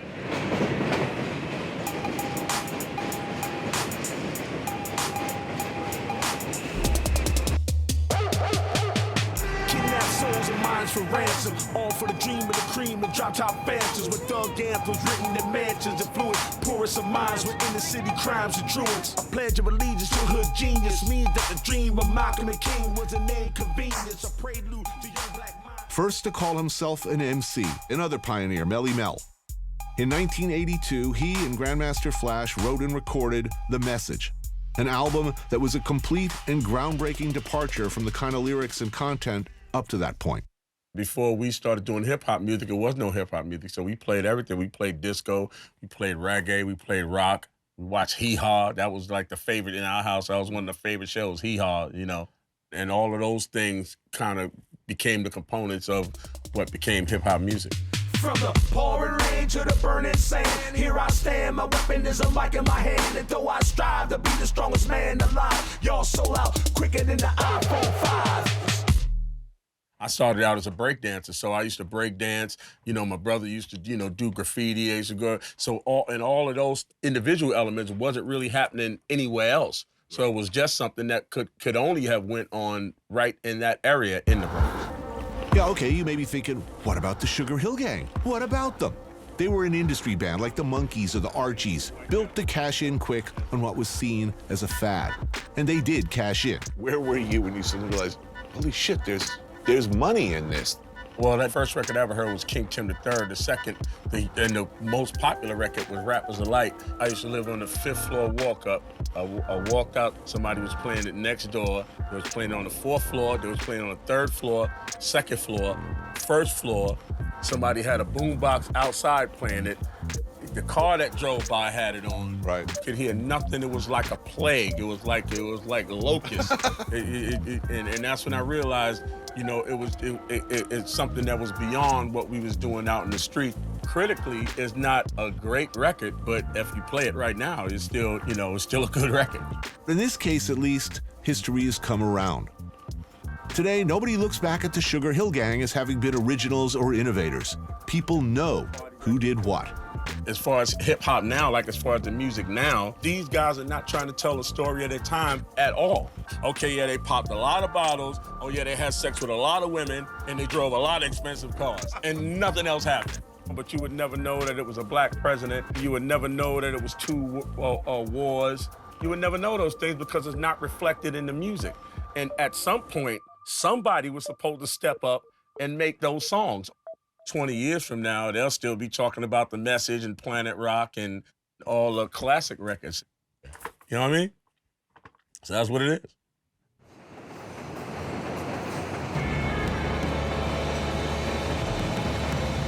Robert Moses has been dead over 30 years now. And people in the Bronx, for the most part, still hate him. In his role as master builder, he rammed the Cross Bronx Expressway and the Parkway system straight through dozens of working-class neighborhoods, seemingly uncaring about the destruction of whole communities.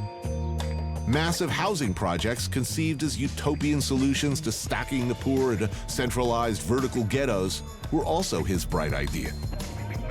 He did leave some pretty impressive dam works behind, though, like the Triborough Bridge, Flushing Meadows Park, the Verrazzano Bridge. The Bronx happens to be the home of the 2 largest parks in New York City, Pelham Bay and Van Cortlandt.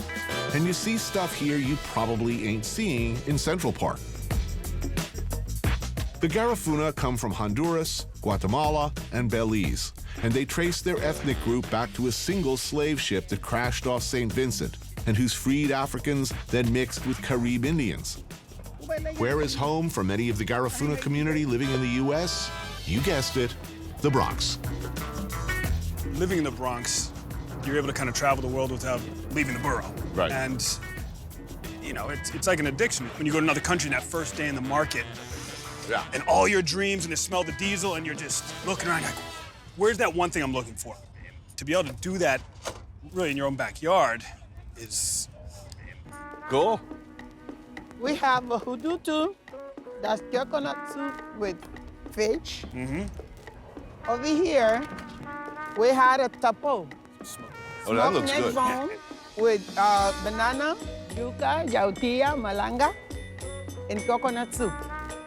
Well, that sounds good. Yeah, I'll go for that. Some neck bones and plantains. Yeah, let's do that. So, let's put some plantain here. In Garifuna cuisine, mashed plantains come with just about every dish. Plantains are just part of it. That's part of Hudutu. You would never have this without the plantains. Those like fufu. Yeah, Same, absolutely. Same method, same right hand, same principle. Same everything. There's fish and coconut soup. What kind of fish is this? Bluefish. Bluefish. Oh, awesome. I love bluefish. And some nice smoked neck bones with bananas and yucca. That's officially awesome already. Ooh, that's tasty. That's really good. An underexploited fish, one of my favorites. So, you know what I've noticed already? The Bronx is big. How ludicrous and shameful is it that I can literally see my house from here and I basically have no idea where I am? I mean, no fault on your own, but I think that's kind of what keeps the Bronx so amazing is that you have all these in-touch ethnic enclaves. I didn't know there were Hondurans here, much less Right. 200,000 Garifuna. No clue. Right. I've been saying the neck is the next big thing for years now. Still waiting. People from all over the world reside in the Bronx. As a matter of fact, we have residents from every continent on the face of the earth. And if you count the penguins in the Bronx Zoo, that includes Antarctica.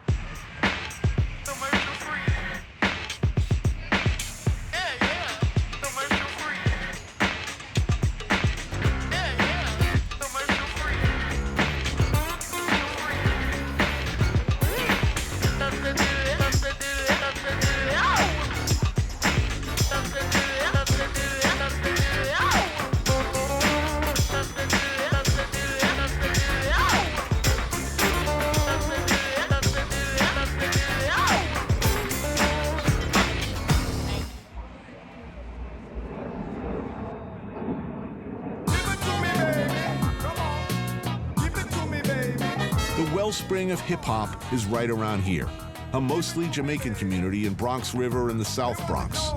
Jamaicans began arriving here back in the 50s, and still today, Jamaican food, Jamaican culture, the music is all over.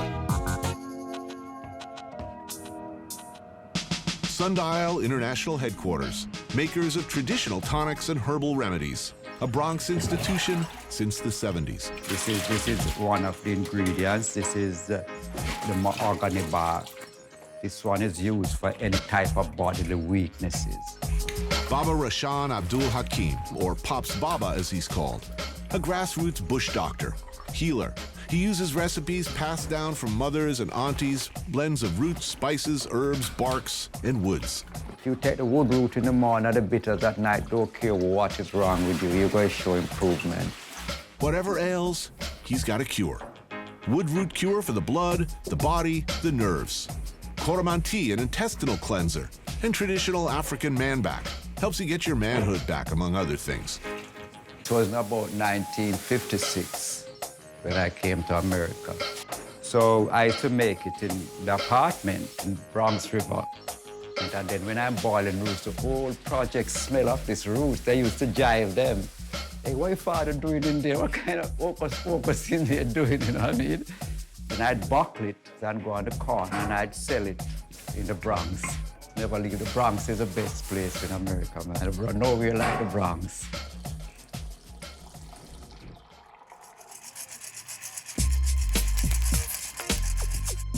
In the yard out back, some freshly roasted coffee. And this man, a Tyrannosaurus Rex of music, a man who changed the world for generations, Africa Bambaataa.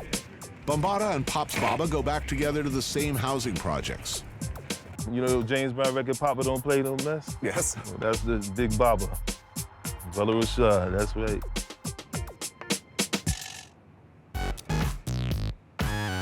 He and his associates in the Zulu Nation were absolutely instrumental in shaping what became hip-hop culture. Breakdancing, graffiti, DJing, and rap. Is it fair too that you soak your records in water and you take the label off? Oh yeah, so either we put tapes on it or we soak the label off.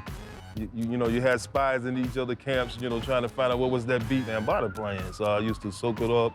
I used to put tape to cover the records, and we was digging in the crates hard. You were unusually voracious in your musical taste. Of all the records in the world, how did you come upon Kraftwerk? I came about digging in the crate down in the village. I said, this look type of weirdo here. So when I took it home and I heard this sound, I said, whoa. I said, this is some funky, I said, man, this is some futuristic type of funk here, whether they didn't know they was doing some style of funk. And thus came the birth of the electro funk sound, the Miami bass sound. And since the beginning, we always paid tribute to James Brown, Sly and the Family Stone, and George Parliament Funkadelic Clinton for bringing the funk from which the hip hop came and the reggae, and to, you know, all the pioneers of hip hop.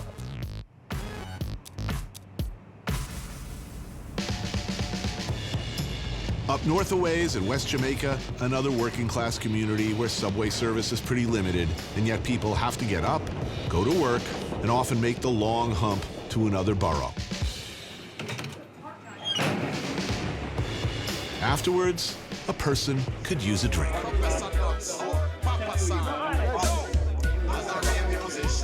And if you're a Jamaican person, you could use the everyday go-to drink of back home. Any time of day or night, Ray and Nephew. Ray and Nephew is a very strong Jamaican white rum that we use for everything from baby fever to drinks. Here in this bar, you get it with cranberry juice, with milk, or water. What water would be in any other borough is what Ray and Nephew is in the Bronx. Cheers. Deezus is one half of the brilliant podcast team Deezus versus Kid Mero.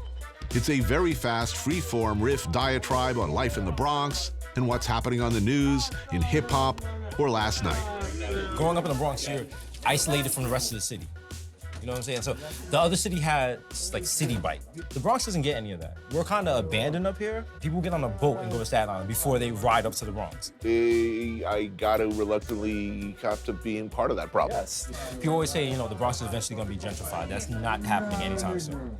Like, it's not. Like, you know Barry. It's the owner right here. It's the man right here who made today possible. Thank you. I am happy here, and I will drink more of your Ray and Nephew, regardless of what it might be doing to my brain.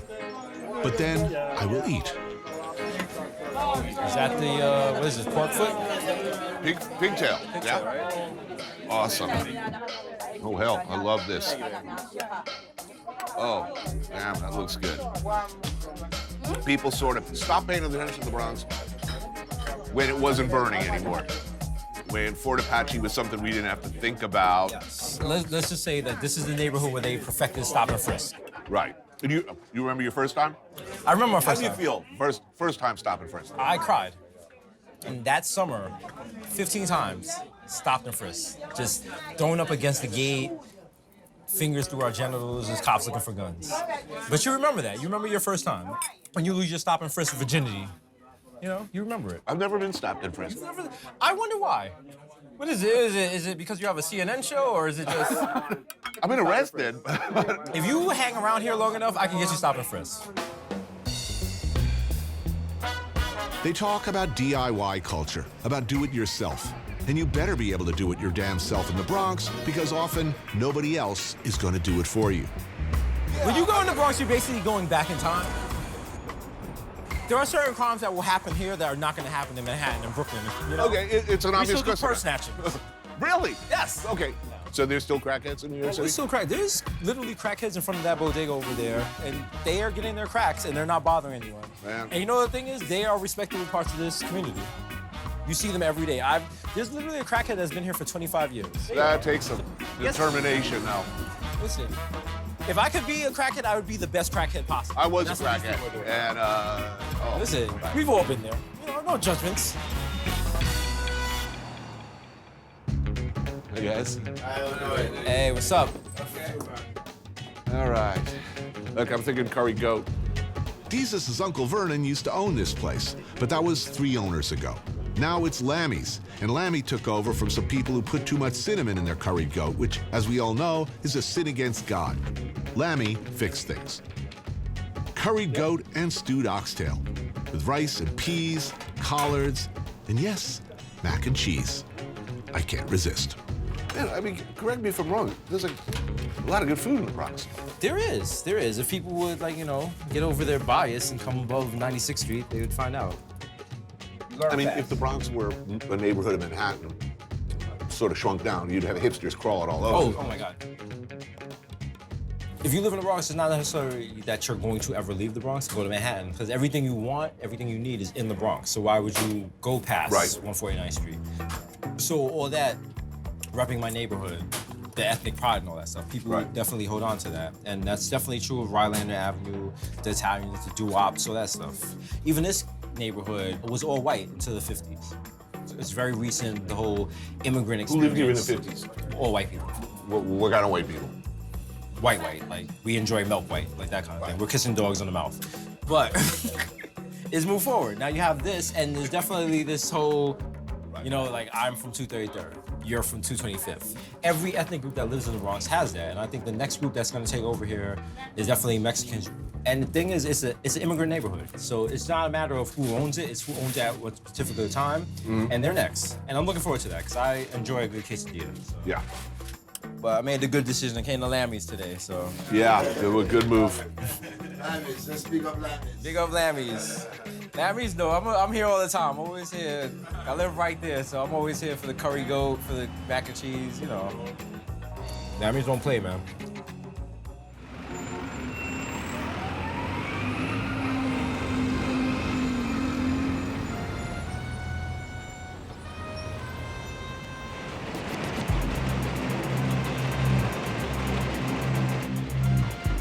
The 2s and the 5s here are the greatest trains because they go from Bronx through Manhattan all the way through Brooklyn. So it's the only numbered lines that'll get 3 boroughs, visibility. The Bronx, still here. Yeah, it's still here. But like even that, I mean, that brings me back, Tony, that sound. Do you remember the first time you put spray paint on a wall? Yeah. When was that? Summer of '70. Back then, seemingly overnight, they were everywhere. Princes of the city. Their pieces stretching across city blocks, whole trains, ever more audacious. Some, like this man, were artists. In the late '70s, to be on a rooftop like this with a brew or whatever hanging out, we're waiting for something to come through with a cool letter, like, oh my God, look at that T. And so, kids are screaming like, oh my God, look, oh my God, here it comes, here it comes. And there's mine. There's mine. But what if you thought the train you painted, was on the left side, and then you kind of messed up. And oh no, it's on the right side. And no, you're not screwed. You just wait till this train goes all the way to Brooklyn and comes all the way back. This was the audience that you had in mind? Well, the audience that mattered? I think all of us spoke to each other back then. Other artists? Yeah, it was just a rush of the event, and then the accolades you may or may not receive, certainly not from the public, but from your peers. Futura 2000. His style and that of a few of his colleagues spread across the globe. I miss those trains. Others, not so much. I get it. It went on and on until there seemed there wasn't an untagged, unmarked, unscrawled upon bit of wall or window in New York. But for a while, it was a golden time. Well, the whole point of being here Yeah. was, to me, what the Bronx was about. Not just the music and the scene and coming up here to parties with the likes of Bam and Herc and, everyone of that era, but it's watching trains. It's what we used to call benching. So you're watching each other's work go by. Absolutely. Art lovers. This was his museum, where he and his fellow artists would meet and exchange ideas and admire each other's work. And it's jarring coming to learn all those years later that it was really all about this, about a few seconds as their pieces rode by to be evaluated by peers. There for a moment, then gone. Like, well, all of their work from that time, long since removed or painted over. Ultimately, the legacy, here's our legacy. We don't have a movement anymore. The movement has been given to the world. And if you go to trains in Milan and, Paris or wherever, certainly not the Russian system, but, if you go to some of these cities around the world, they're bombed. Their rail systems are destroyed. But I mean, today, if I could have a train running, That would be it nice. would be epic. And I think any artist, Picasso, any artist from any generation, if that concept was available, like, here's some public art, guys, let it run through our countryside.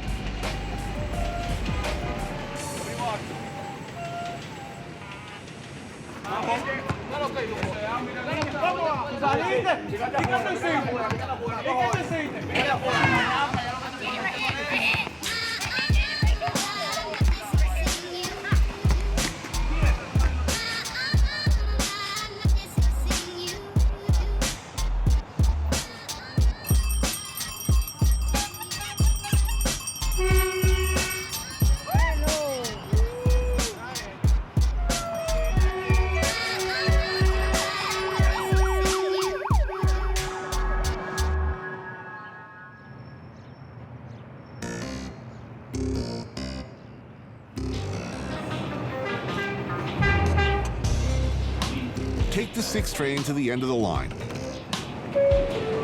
Then do the same with the number 29 bus. Technically, you'll still be in the Bronx, but it kind of won't feel like it.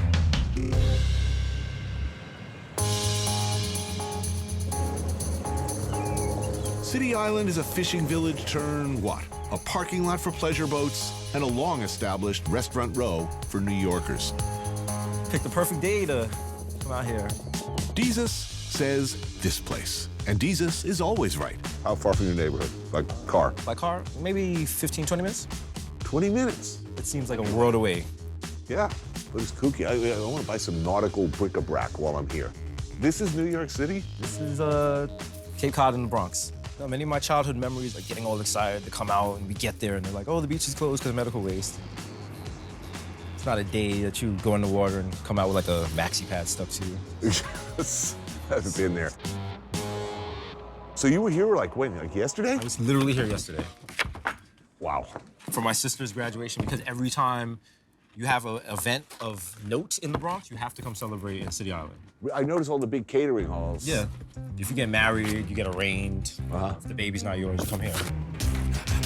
Seashore Restaurant, a massive fish factory on the water of a type I'm very familiar with, having started my cooking career in one just like it. Oh, now see, this, yeah. I'm also a sentimental fool, and I love this kind of thing. Steamers, a true taste of childhood. Boiled striper and some snow crab and a nice cold beer? Yes. Thank you, Jesus. It's like a knighting ceremony. Just kind of sit up and you're just like, just take it all in. Enjoy, guys. Thank you. You know, I could have done that myself, but to have someone else That's do it, part of it. It's part of the ambiance. This is the perfect place for a date, but it's the worst food for a date. It's either a huge turn off or a huge turn on. Like, it might give a lady a preview of what they're about to get into. Right. You know, a little bib, a little sucking action. Just let them know, you know, in an hour, this could be you. Wow. I've been missing all my life. This is pretty awesome, man. Saturday night, City Island, that's where people are going. The first European settler to come to the Bronx came in 1639. His name was Jonas Bronck, B-R-O-N-C-K. In 1874, all the area west of the Bronx River was annexed to the city. And in 1895, all the areas east of the Bronx River was annexed to the city. Then in 1898, the city decided that the two areas previously annexed should also become a borough. But what to call it, since it never had a name before? They looked at the map, and right smack through the middle of the territory ran the Bronx River, so they named it after the river, the borough of the Bronx. And that's why it is called the Bronx, and not just plain Bronx.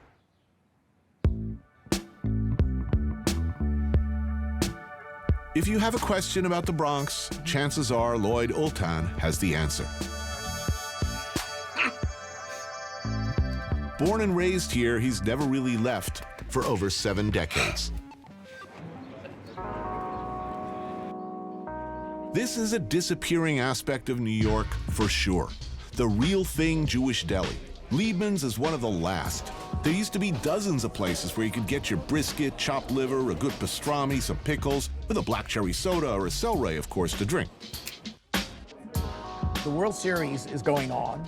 Howard Cosell is on the air. suddenly you see a tongue of flame licking up into the sky. And he says, "This is the kind of thing that Jimmy Carter saw. Ladies and gentlemen, the Bronx is burning." The old image of the Bronx as middle class, upwardly mobile, healthy area had survived up until 1977. This shattered it. Right. The Bronx was burning, went the story, and that stuck. Politicians making the South Bronx a poster child for what was hopelessly wrong, would always be wrong, would never, we were told, get any better. So we now have what you call a slumlord, essentially. Yes, right. Who's snapping up large numbers of buildings. Yeah, first of all, he takes out a huge fire insurance policy. So he goes to these junkies and he says, "Listen, you see that empty apartment on the top floor? I'm gonna turn my back. You take all of the lead pipes that are in there, but I have one request, please. Before you leave, turn on the water." And the water comes down, driving everybody else out. They then hire an arsonist and sets fire to the building. They collect all the money and they leave. I remember it well. I remember those years. Things were bad. Are things borough-wide? Are things getting better? Is the Bronx better? Absolutely. There is more home ownership in the South Bronx than had ever existed in history. That doesn't mean that we have reached utopia. We have not. How long it will take? I'm a historian. I look in the other direction. I would say my crystal ball is cracked. I got 4 cheeseburgers for the Bronx. Is it the best hamburger in the world? Far from it, my friends. Is it even, strictly speaking, a burger? I mean, it's small and square and steamed. It can be, especially when you eat a lot of them, as one tends to, a hate-yourself-in-the-morning experience. But if you grew up with White Castle, like I did, and like Handsome Dick Manitoba did, this connects with some deep dinosaur part of the brain, evoking a powerful emotional response. These are a great cultural part of my childhood. We'd come here 24 hours a day. There were guys on their dates. There was a bunch of punk rock kids. So along with that potpourri of humanity I just described, you had these guys from the mental institution. That's community for you. That was the Bronx. That was the Bronx, man. It was great. Maybe you know Handsome Dick from such pre-punk legendary bands as The Dictators. Dick grew up, where else? The Athens, the cultural geyser, the font of art and music, that is the Bronx. And back in the day, like me, this was his special, warm, and happy place. I can go by and eat a full 2.5-hour meal, be stuffed, and see someone eating a White Castle. I still want one. You can forget Mickey D's, you can forget Burger King, you forget all those places. If you need a White Castle scratch, none of the cheap places will do. I can't stop eating these.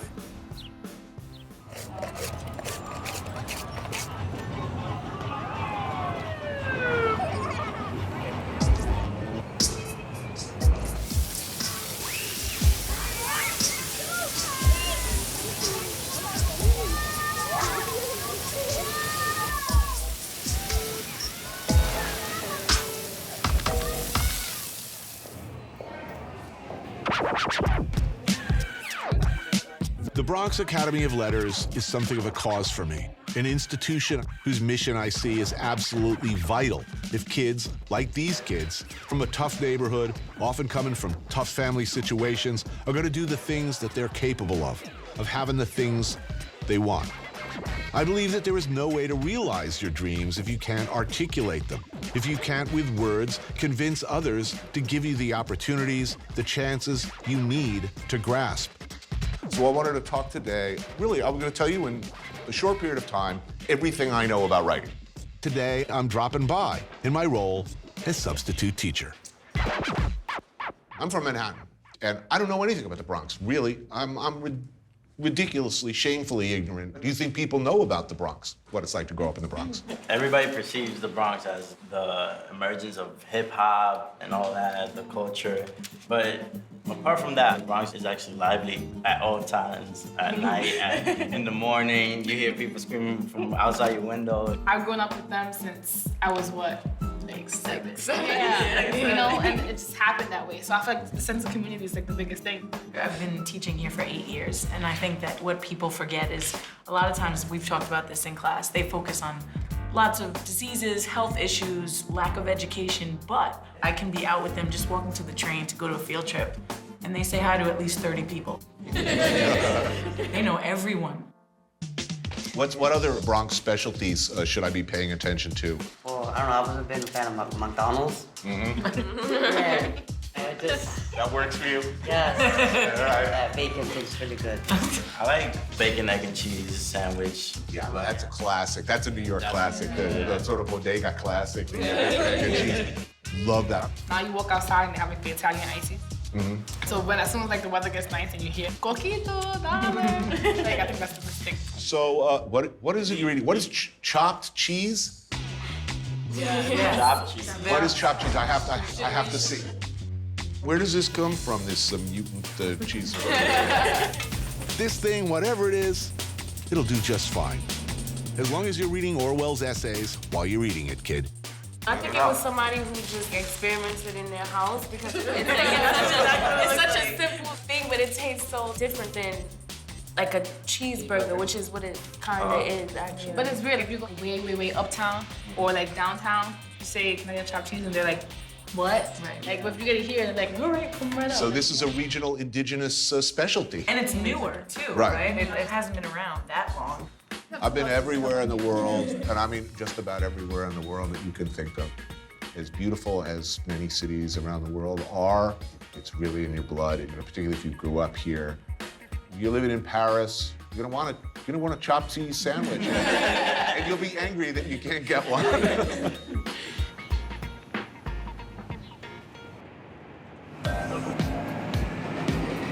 So there it is. A peek, a narrow slice of an old, deep, and noble subject. Causing your poor existence, the morph into a vicious, remorseless, lost, relentless, illogical compass. Sitting right there, relatively unexplored, a cross-section of the tasty, original good stuff. So gritty, I'm grimy. Got my city behind me. A petri dish for talent, for culture. The great unknown. Go look. BX, Armageddon.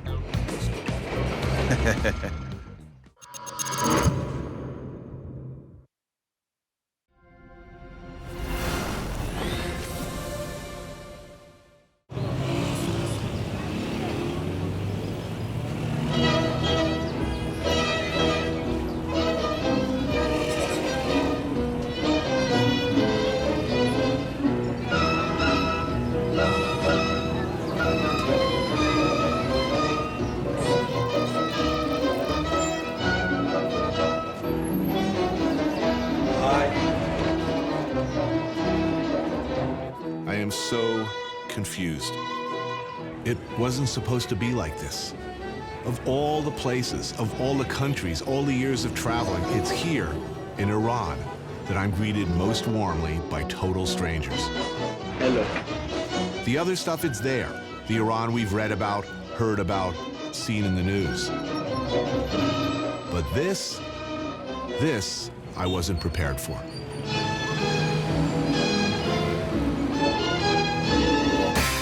I took a walk through this beautiful world. Felt the cool rain on my shoulder.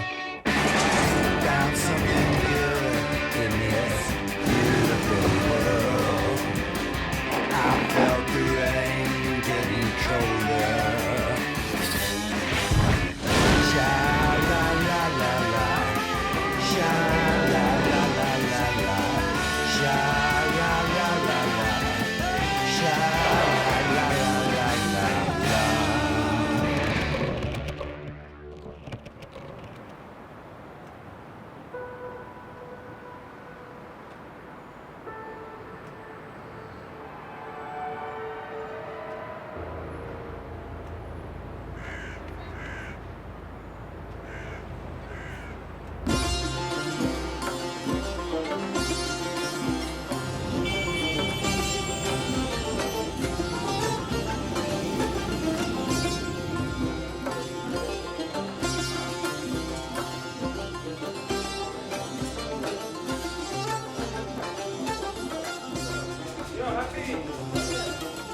Thank you. Merci.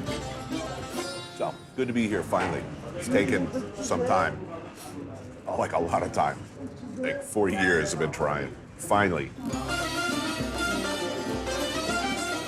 Tehran, city of nearly 8 million people, capital of Iran.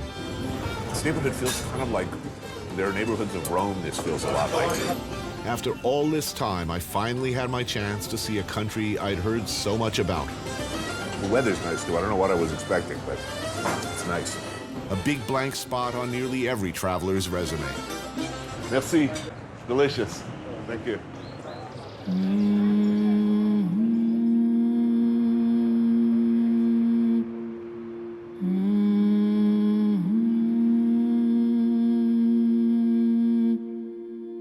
Once upon a time, there was an ancient kingdom where they found a lot of magical black stuff under the ground.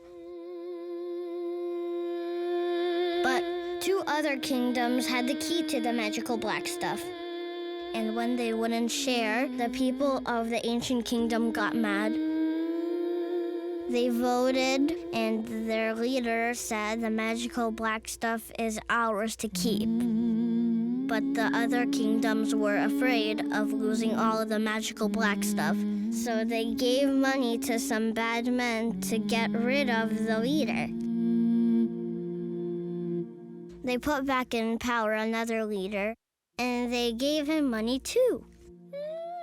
To some, he was a good king, but to others, he could be very cruel. After many years, the people of the kingdom got mad, this time even madder. So they scared the king away forever. And then things started to get really messed up. Okay, that's a simplistic and incomplete way to sum up the last 100-odd years of Iranian history. But the point is, there were a lot of issues and differing agendas leading up to the explosion of rage known as the Iranian hostage crisis. Look, we know what Iran the government does. George W. Bush famously called them part of the axis of evil. Their proxies in Iraq have done American soldiers real harm. There is no doubt of this. But I hope I can be forgiven for finding these undeniable truths hard to reconcile with how we're treated on the streets everywhere we go. So forget about the politics if you can for a moment. How about the food? The food here is amazing. Cello kebab, as close as you get to a national dish, and the king of kebabs.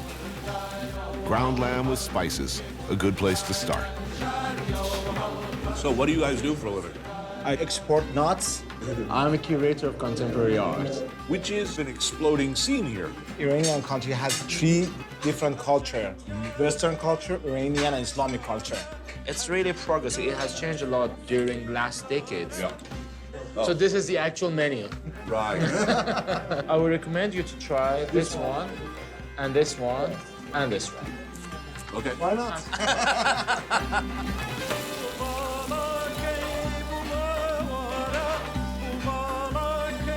Cello kebab wouldn't be complete without Persian rice. Fluffy, long-grained, and perfectly seasoned with saffron, the rice in this country is like nothing you've ever had. So Tony, first you should take the butter and put it on your rice. Bon appetit. Bon appetit.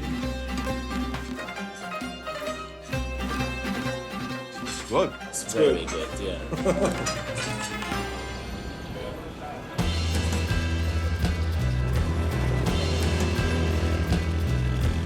It was a hopeful time when I arrived in Iran.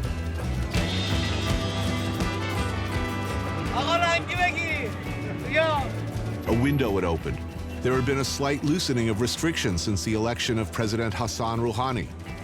And there was optimism for a deal that could lead to an easing of crippling economic sanctions imposed because of Iran's continued nuclear program. Trade restrictions that have been very, very difficult for everyone. But there's a push happening between opposing factions in the government.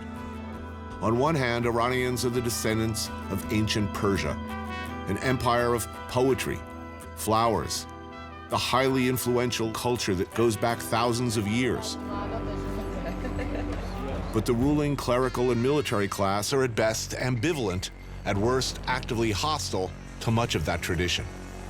Severe religious-based restrictions of speech, dress, behavior were ushered in by the rise of the Ayatollah during the 1979 Islamic Revolution.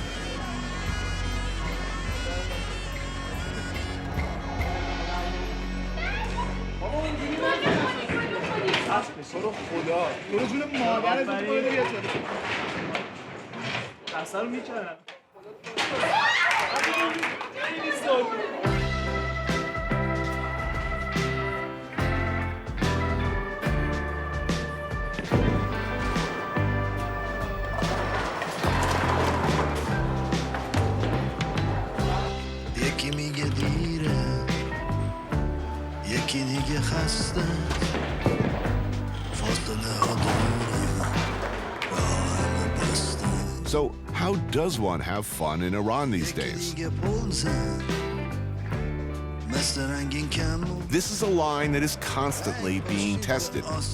Alcohol is, of course, forbidden. You can get away with listening to rock or rap, sort of, sometimes.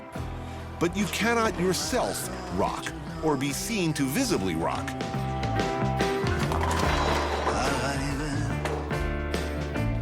یه دوست تازه است زندگیم با روستم خیلی ساز Not everyone in Iran is delighted with what their country has become since the revolution. But even insinuating discontent can have consequences. Protesters, dissidents, journalists have been simply disappeared into the maw of the national security system. What? It's some military place. Don't shoot, please. Oh, don't shoot. Yep. Let us cross the...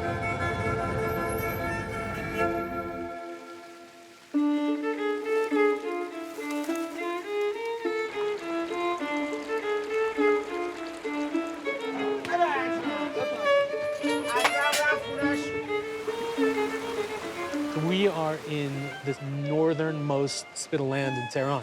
Up here in Darband, the road stops and it gets really steep. Place for Iranians to escape the heat, escape the pollution, and have a kebab and a shisha, and just kind of unwind.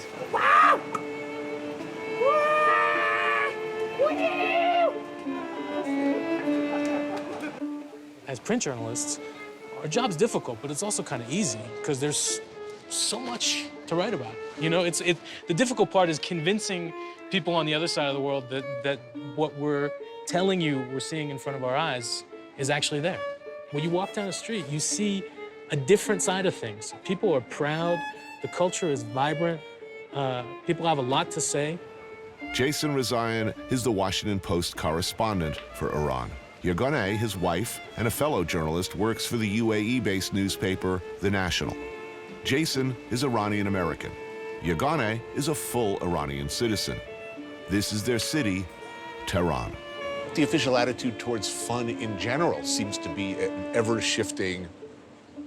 How is fun even a good idea? A lot of push and pull, a lot of give and take. When I first started coming here, you wouldn't hear pop music in a restaurant or, Right. it's everywhere. Now it's everywhere. We have police. They arrest girls or women for having bad hijab or not being covered enough. But it's not that we live with the police in our head, you know? You know, one of the first things that people will say when you say, well, I'm going to Iran, oh yeah, but don't they make women do this, this, and this, and this? Actually, not so much. Not as much as our friends. Compare and contrast, women aren't allowed to drive in Saudi Arabia. That's right. Or vote. Or vote. You can drive, you can vote. Yeah, of Can course. you own a business? Of course. My sister is an accountant. She has her own company. Girls are allowed to do almost everything, except we want to go and watch football, which is like Can't go watch football. We cannot. Women's issues are often at the spear point of change or possible change here. On one hand, prevailing conservative attitudes demand certain things. On the other hand, Iranian women are famously assertive, opinionated. It's a striking difference from almost everywhere else in the region. So why are we so friendly with the Saudis again? It's a great question. It's a really good question. I'm happy that you asked that question.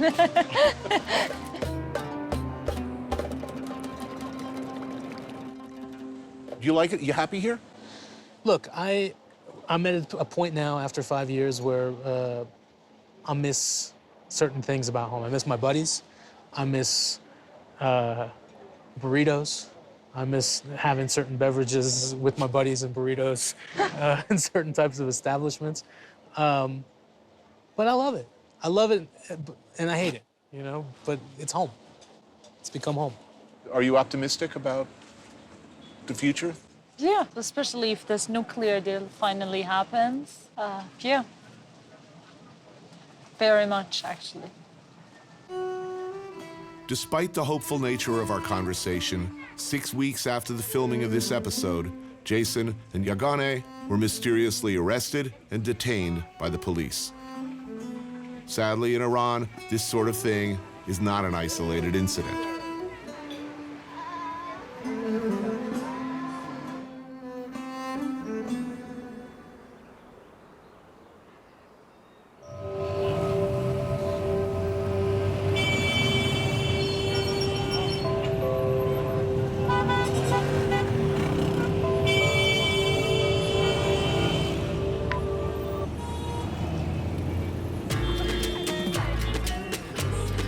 What is okay to film in Iran and what is not?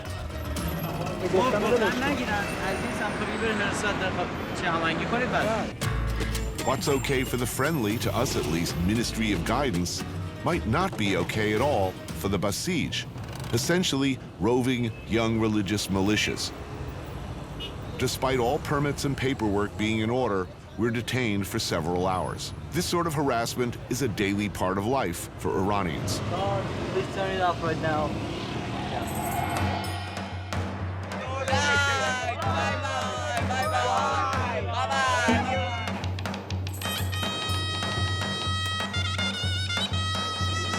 Well, I'm so glad to be here. Thank you. Hello, hi. Sebastian. Good to meet you. So, people have been ridiculously nice to us. Aren't you guys supposed to be the axis of evil? You're absolutely right. We are demonized by the media outside. You show black and white. People are demonstrating and killing and bombing and this and that, and in Syria and this and that. But you never talk about the real people who are actually living peacefully inside the country, you know? Because we eventually, in the future of the world, we and Americans have a very special place in this Middle East. You cannot play a game without considering Iran as a friend. One of Farouk's many passions is ancient Persia, culinary history in particular, and he's writing a book on the subject. How do you pronounce the specialty here? Dizi? What they say is called dizi, which actually is the name of the pot. That's right. It's like an earthenware. Earthenware. Yeah. Right. This is one of the early dishes of humankind. It goes back to Mesopotamia 6,000 years ago. Potato, chickpeas, water, lamb, cooked together. Add a little fat, mash it up with potatoes and chickpeas. That's good. What do Iranians want to eat today? It's a home cooking culture. I mean, yes, we didn't have the culture of eating out. This is a culture of secret foods in the house. Things which are unheard of. It's not in the book. That's Secrets. really interesting. A lot of secrets. Mm-hmm.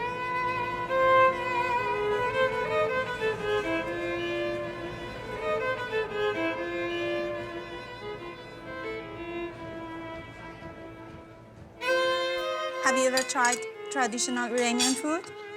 It's difficult because everybody says the great food of Iran is cooked in people's homes. Yes. This is a land of secret recipes, passed down within families like treasured possessions. Mr. Tuni, please. beautiful spread of food. She's my wife, and I'm a really lucky man. She's very good cook. Bejan, like so many other Iranians I've met, has been kind enough to invite me to his home. This is milk soup. Milk and chicken soup. It's really good. My mom said that Iranian people loves guests and they will never get tired if the guest likes their food. This call it fesenjan. A stew of fried chicken, onion, ground walnuts, pomegranate, and tomato paste. And there's fruit, there's some kind of fruit. Yes, there is the dry apricot inside this as well. Delicious. So good. Needed around 24 hours time. These are very sophisticated, very time-consuming dishes to prepare. Always from scratch, and always in excess of what you could possibly need. You tend to kill your guests with kindness around here. Tila pila. That dish is from the south of Iran. From the Persian Gulf? Persian Gulf. Yes. This one is from north. We Halwa. call it mahiye halwa. Maybe if I could try some, This one? yes, thank you. Of course. And that one is qeimeh. We made it with beans, meat. So good. Fantastic food. Man and wife, both of them working, you know. So it's hard to do something like this. That's what I've been waiting. That's the crispy rice at the bottom, right there. The what's it called? Tarek. Is that? Tadik. Tadik. Exactly. Oh, lovely. Merci. My mom and my mother-in-law, they think if they have a guest, they have to at least 2 or 3 kind of foods. Right. And if they make just one, they think that it is not very polite for a guest.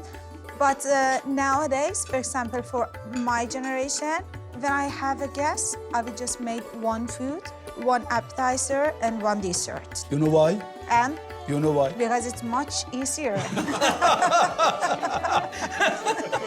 Yes.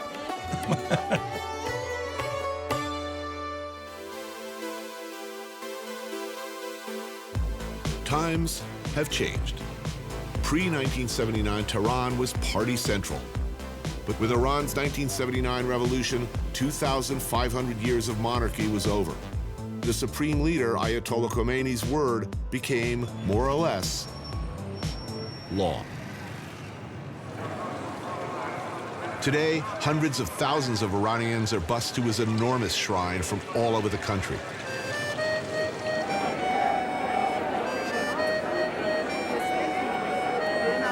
A national holiday, Khomeini died on this day in 1989. His funeral attended by over 10 million Iranians.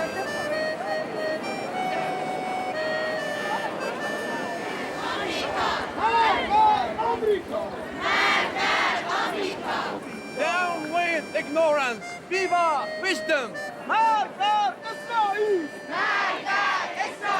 All of Iranians need in American and all of the world for friendship. Thanks. You don't want to miss the bus.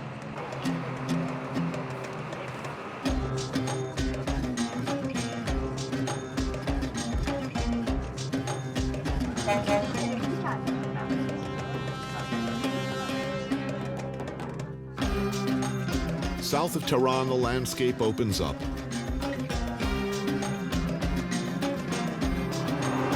Nearly 300 miles of Iranian highway stretching to the city of Esfahan.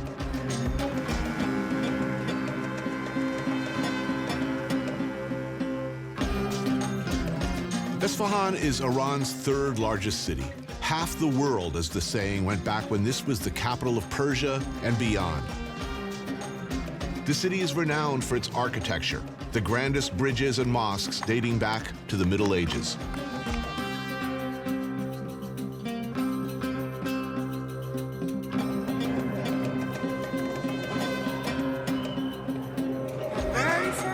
USA? From America?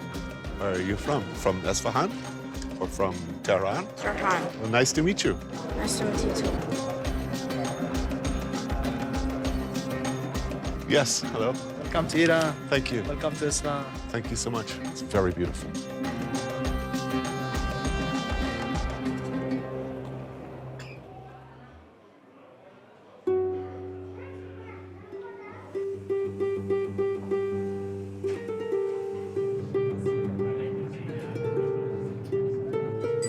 guessing from the decor, this is a former wrestler's hangout?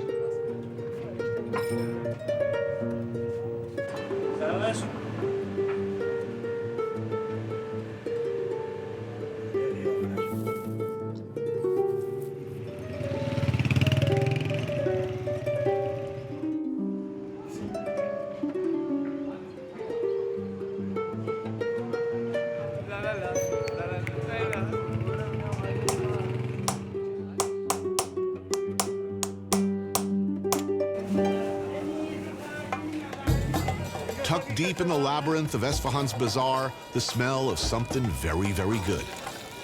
This shop has been here doing the same thing for 100 years. And based on the line, it must be doing it right. I've had biryani in India. I've had it in Uzbekistan. But there's no question who invented biryani. No. No way. Biryani. Maybe you know the word, though this doesn't look like any biryani I've ever had. Minced lamb shoulder, onion, turmeric, cinnamon, mint, and of course, saffron, more valuable than gold by weight.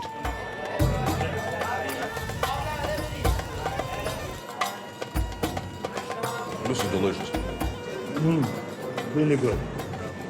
Isfahan today, one of the most visited areas by tourists. Yeah, everybody know, if you come to Iran and you don't visit Esfahan, you are wasting your time.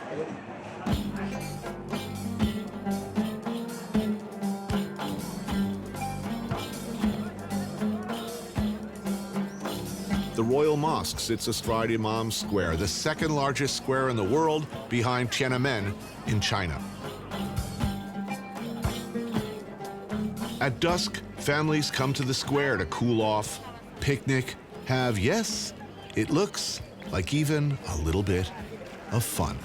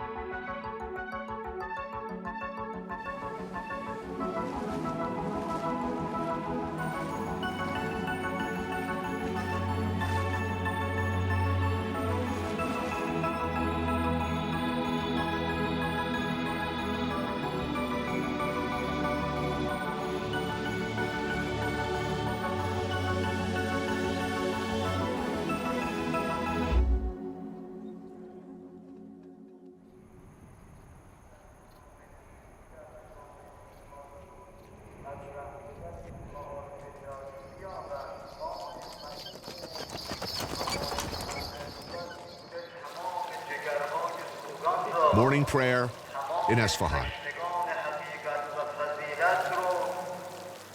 میرم تا درگاه خدای مهربون میرم میگم عاشقم خدایا میگن در جان ما این عشق سوزان را رها کن از رنج و غم خدایا Across town, the Kaju Bridge,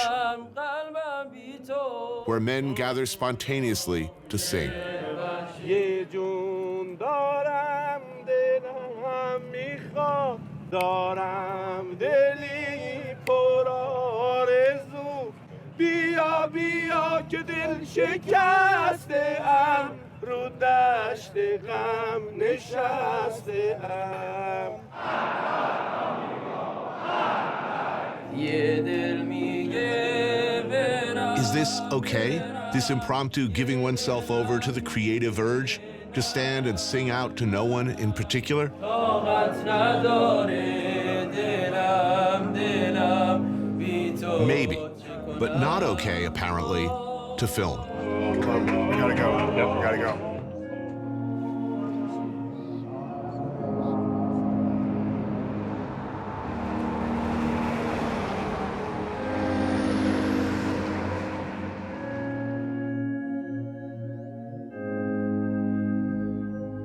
The road back to Tehran. Along the way, reminders of just how far back this culture goes. The ruins of ancient caravanserais, highway rest stops from when armies, merchants, traders, traveling by camel, by foot, all passed along these same routes. This, right here, a stop on what was once the Silk Road, extending all the way to China.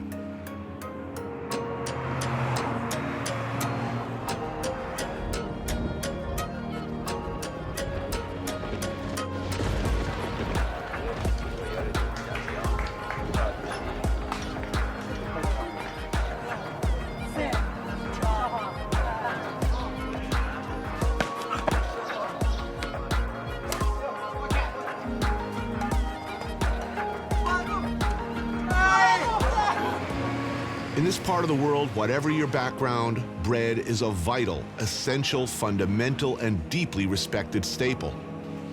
And mornings at Tehran, countless bakeries like this one turn out as much as they can.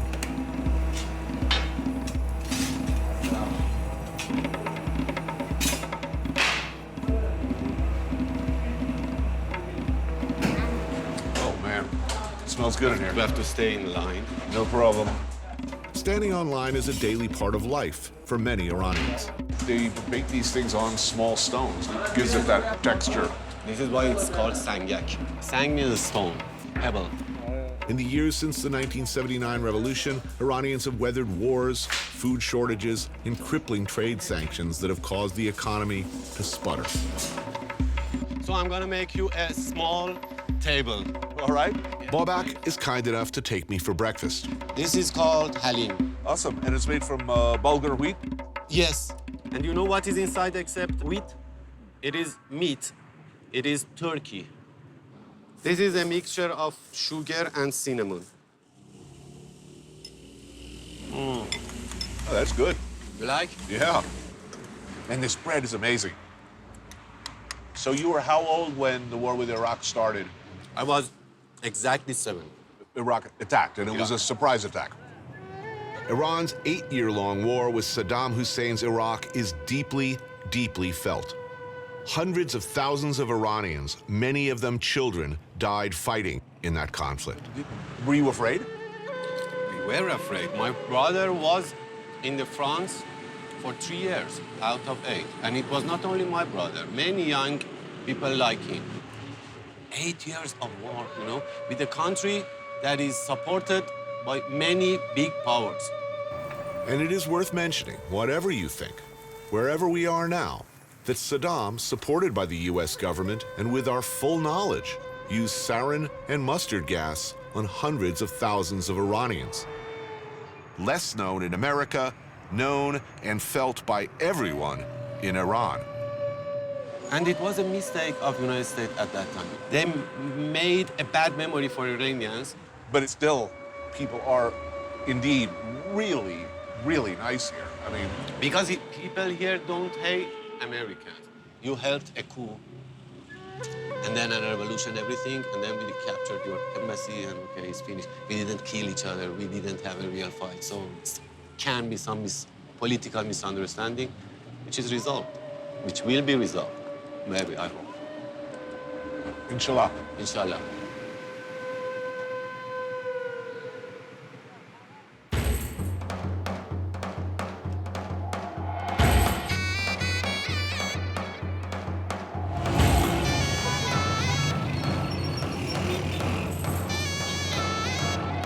So far, Iran does not look, does not feel the way I'd expected. Neither east nor west, but always somewhere in the middle.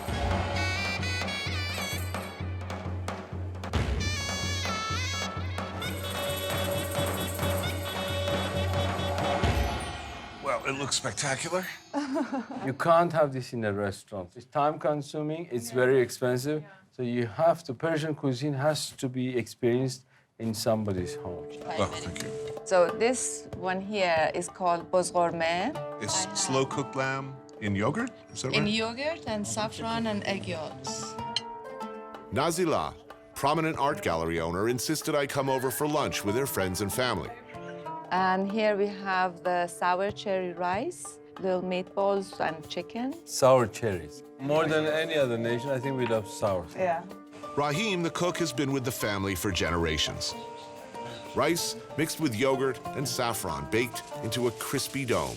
Don't think of rice as a side dish around here. It can be the main event. Okay, very, very good. You put far more on the table than anyone could conceivably eat. Is that? Yeah. If you don't like your guest, you don't put anything. And here we have kufte, which is a large, very big meatball. Kufte Tabrizi, ground beef, onion, and cooked rice. Walnuts, dried apricots, boiled egg, and barberries. Anyways, we are a very interesting nation. Indeed, and very confusing.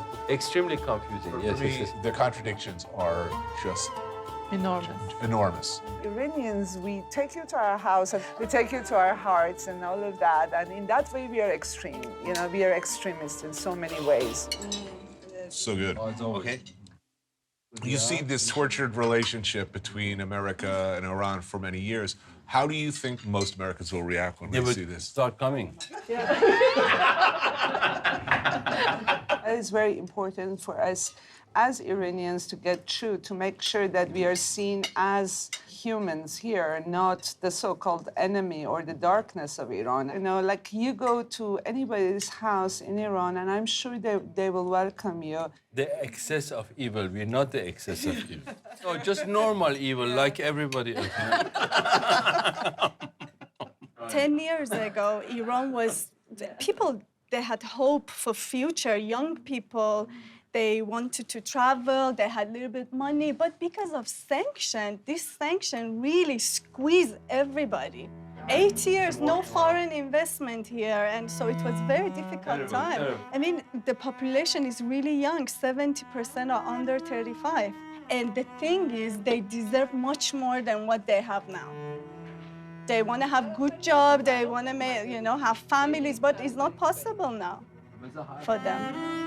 I hope we can have more faith in the ordinary Americans, because every little change in the policy of the Western country, it really, really affects our lives here.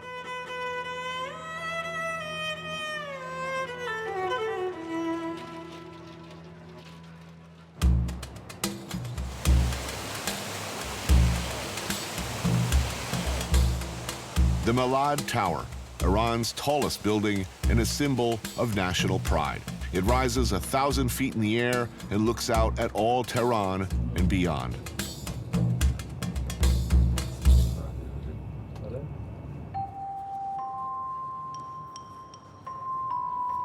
We were out on the observation deck, taking it all in, trying to make some sense of it all. Our time in Iran was coming to an end, and it was impossible to say, was a window opening? Or was it only a moment in time before it shut again?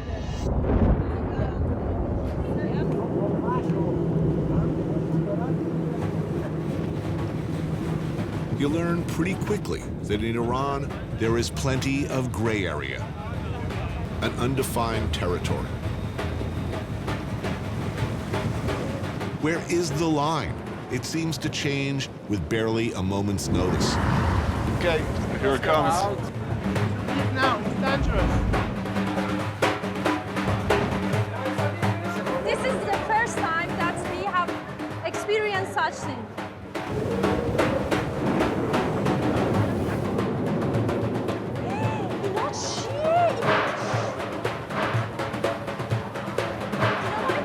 Stay away from the glass.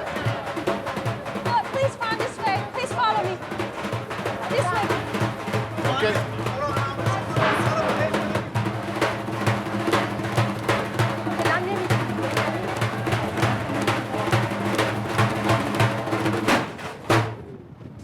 Please stop filming.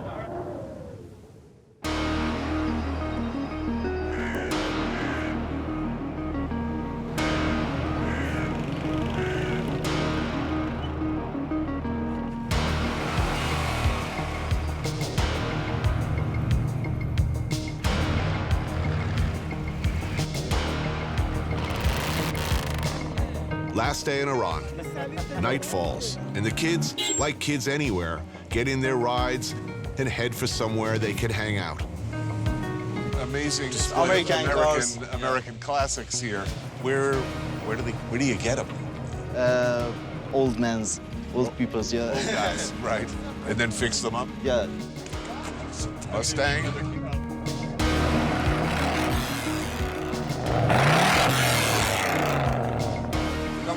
Camaro, yeah. Firebird? Pontiac. That's a perfect LA car right there. Is this a car club or is this just people just come? We hang out this way with our friends. Awesome, all right. Well, I called out for a little delivery. One last thing everyone's been telling me I have to try. Iranian takeout pizza. It comes with ketchup. What do you think about Iranian pizza? Not bad. Not bad. We don't put ketchup on pizza, though. I love ketchup. Beer. I spent my youth pretty much doing this, hanging in a parking lot.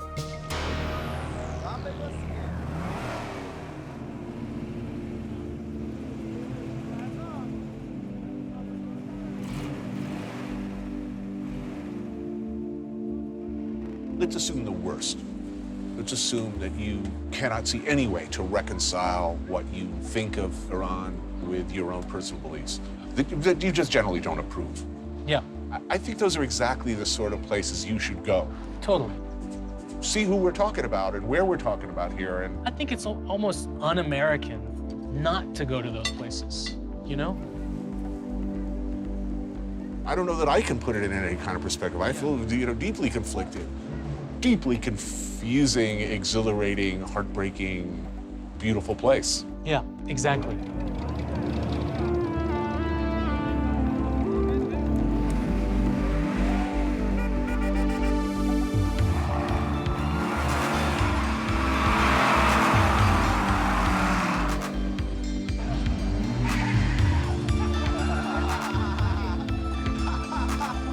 American cars are crazy.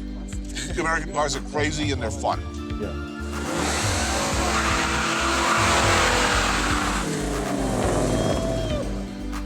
All I can tell you is the Iran I've seen on TV and read about in the papers, it's a much bigger picture. Let's put it this way. It's complicated.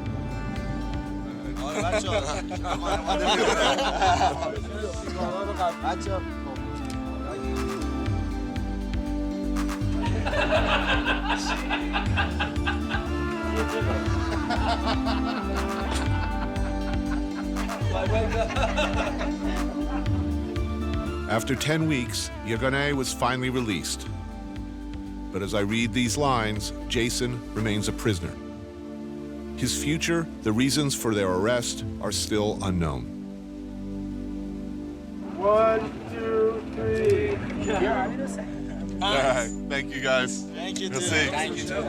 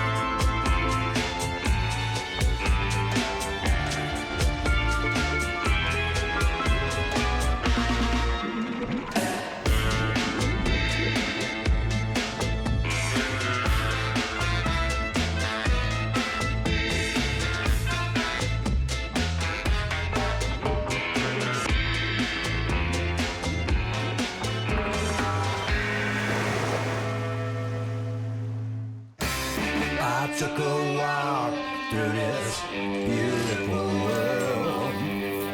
Felt the cool rain on my shoulder. Found something good in this beautiful world.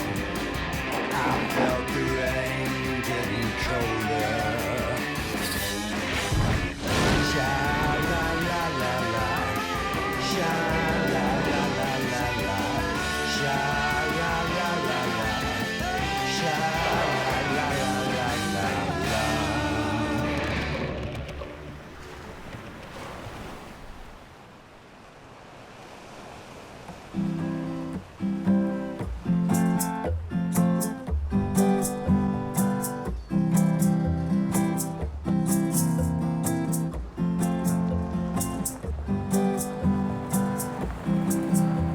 I drink up me rum and me tumble down.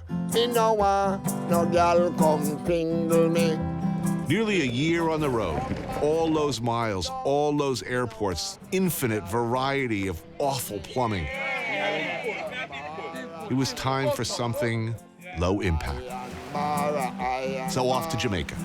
Iron bara, me no want no gal come tingle me. This is the first time I've ever driven a car on a wrong side of the road. I mean, knowingly. How hard could it be? Oh, I get the pass on the right, too. Woo-hoo-hoo. Thankfully, we have a roll bar. But this time, a different angle. You probably know of Jamaica as a vacation paradise. But it's worth mentioning this is a divided country and has been in one form or another since the days of slavery. There's a small minority who control most everything, and then there's the poorer, generally darker-skinned majority, less connected, left out. Jamaican cuisine, a lot of it, still reflects this conflicted history. Breadfruit, saltfish, this was slave food, cheap, long-lasting, filling, introduced basically as feed. Iron bar, and me no want no gal come a finger me.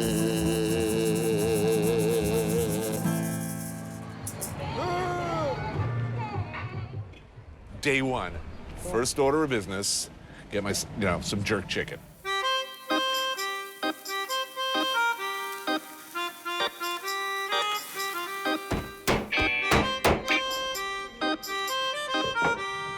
Can you blame me? No, I think not.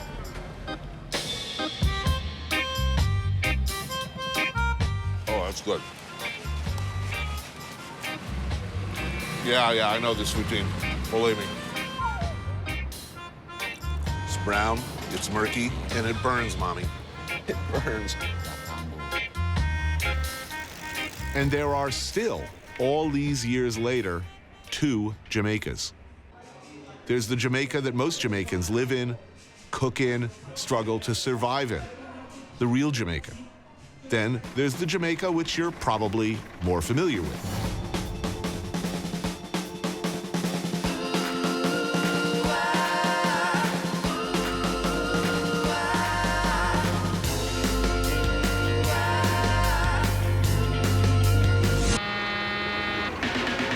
But tourists have been coming to Jamaica for a long time, when this part of the island, particularly Port Antonio, threatened to become an international jet-set destination. Local legend has it that Errol Flynn was shipwrecked here on his yacht in 1947 and promptly fell in love with the place. Before Flynn, it had been an empire of bananas, a huge industry that later became United Fruit. Bananas went out, tourists came in. The banana business eventually went elsewhere, and when tourism shifted to the other side of the island with the construction of an airport at Montego Bay, well, that was pretty much it. The northeast coast was largely forgotten.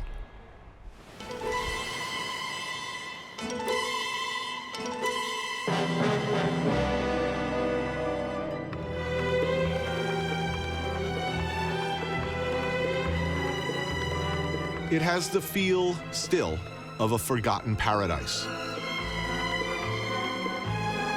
There are those who believe that the area can come back, that it must come back, that the future is in hotels and resorts and restaurants for wealthy visitors, as it once was.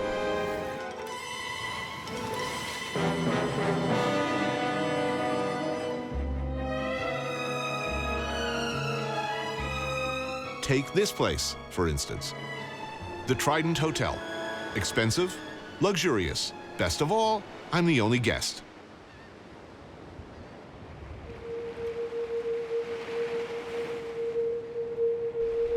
Oh, did I mention it comes with a castle?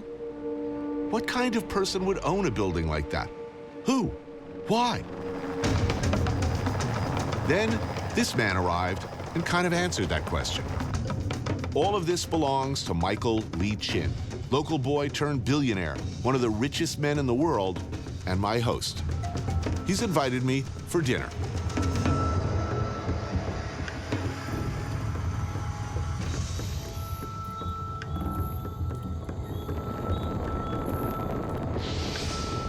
That's some rum before we do some crabbing, yeah? Right, yeah, that sounds like a plan. But first, we need crabs for that dinner, I'm told. Caught in the traditional style. A drink is in order. Cheers, man. Cheers. Respect. Crabbing. Crabbing. Respect.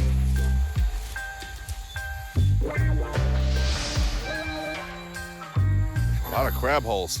This time of year, Port Antonio is literally crawling with crabs, I'm told. It'll be really easy. Just scoop up the little bastards and then it's back to the pool.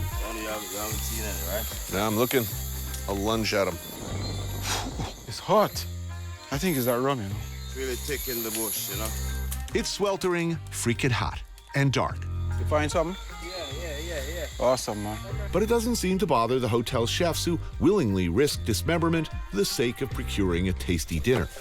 We want him alive. We have questions to ask him. Where are your friends? Oh, yeah. You know? One crab down, 49 left to go. With the help of Tony, we're gonna get some more tonight, so. I'm frankly anxious to get this over with, so when the opportunity arises to stick my paw down into a hole where there's probably a pissed off crab looking to clamp down on my pinky with his pincers, I could care less. Nothing. No, nobody home. Oh, Hans. Ah, damn it. I think I stepped in the antness. Are those fire ants? Wonderful. Please attack my nutsack. Anything to get this over with quicker. Ah, he's running. Hey, man. Okay, I don't want to kill the little guy. That's it right there. Right and left, right and left. Whoa. Yeah. Expert. Nice one. Next. What seems like several sweltering hours later, it's mission accomplished.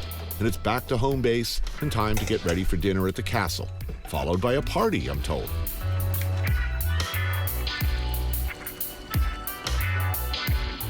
Do you recognize these, Tony? I put this guy in a bag tonight. I'm joined by billionaire Michael, his partner John Baker, music producer and hotelier, John's wife Nordia, Errol Flynn's grandson Luke Flynn, and his wife Sky. You grew up in this Yes. in this area. What was Port Antonio like in the 50s? Port Antonio was, it was vibrant, banana, lots of wealthy tourists. So Port Antonio was a happening place.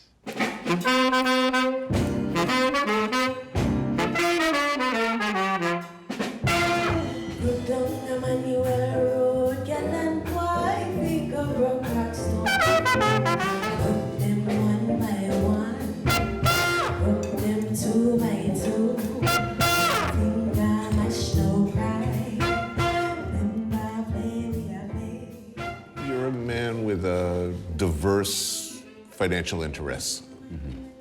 Banks, communications. As a veteran of 30 years in the hospitality business, why? Why would you do such a hard and probably unprofitable thing? I mean, usually unprofitable. You're being very kind. It's a really business, generally speaking. Well, I thought you're smart, I thought you're brilliant, but your behavior shows that you're dumb. No, I know the answer. Are you a romantic? Great things will happen when you you romanticize, you dream, you aspire, you see a vision, and you set out to achieve that vision. Trident is here to catalyze people to come to Port Antonio and discover wow, wow, and wow again. Where does it cross over? Where all of the things you love about this area, where all of the villas are spanking new, and people are building 400-room hotels, is there a threshold where things start to not be the things that you loved about the place in the first place, and how do you guard against that? You know, Tony, Port Antonio is a long way from getting there. It has not progressed out of the 50s. It's had very little tourism in recent years. Why isn't there lots of... Everybody loves reggae. Everybody loves Bob Marley. Everybody loves spicy, delicious Jamaican food. What's the problem? Because you don't get off a plane and go 100 yards to an all-inclusive. There's no real lift here. You have to get here. It's that simple? It's as simple as a lift, and it's as simple as we're shrouded by the Blue Mountains, and it's an effort to get here. So it filters out certain forms of travelers. So we have to make it a little bit easier to get people. You get beat out by a lot of lame islands, let's face it. Oh, totally. Yeah. And even in Jamaica, lamer areas. For me, I say if someone says, oh, I've been to Jamaica, and they haven't been to Port Antonio, I'm like, well, really, you didn't get a real feeling of Jamaica.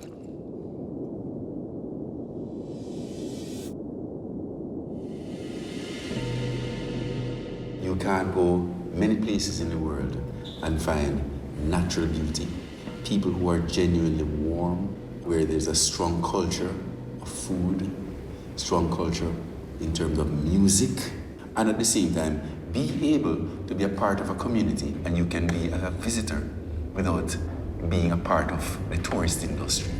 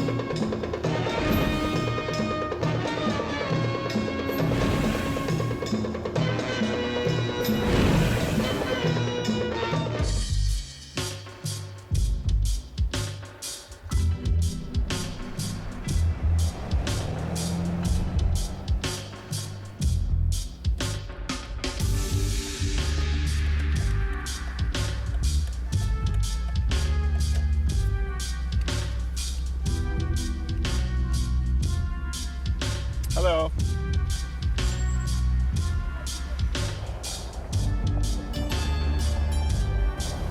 During World War II, British naval intelligence officer Ian Fleming came to Jamaica on a secret mission to investigate possible U-boat activity.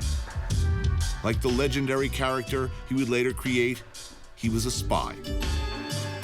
The mission came to nothing, but Fleming fell immediately in love with the island and vowed to return, which he did, buying this place, Goldeneye. At the time considered very Spartan, a cottage, a single room really, a few smaller rooms in the back, but an incredible view. He spent much of the rest of his life here writing a book each year at this desk. You know those books. Today, Fleming's cottage has been enlarged and made more luxurious as a hotel. But the original house still stands, along with some improvements. Grotto, eh? What did every young American boy want? Every red-blooded American male born in 1956. I can tell you, they wanted a grotto.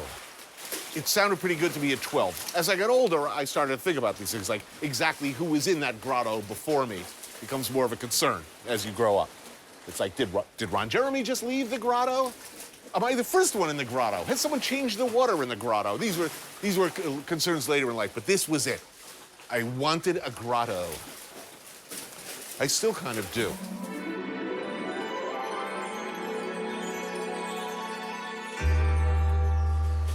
Thank you so much.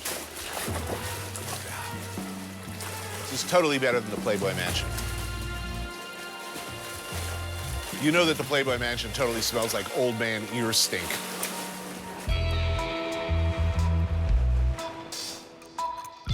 The current owner of GoldenEye is another unusual man, Chris Blackwell, legendary music producer turned hotelier.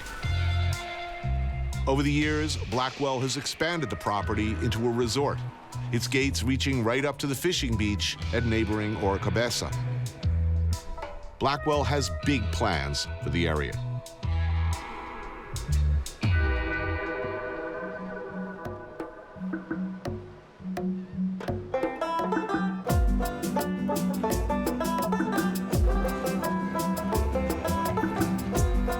The next day, I leave GoldenEye's luxurious embrace, headed into town for something, well, I just had to have.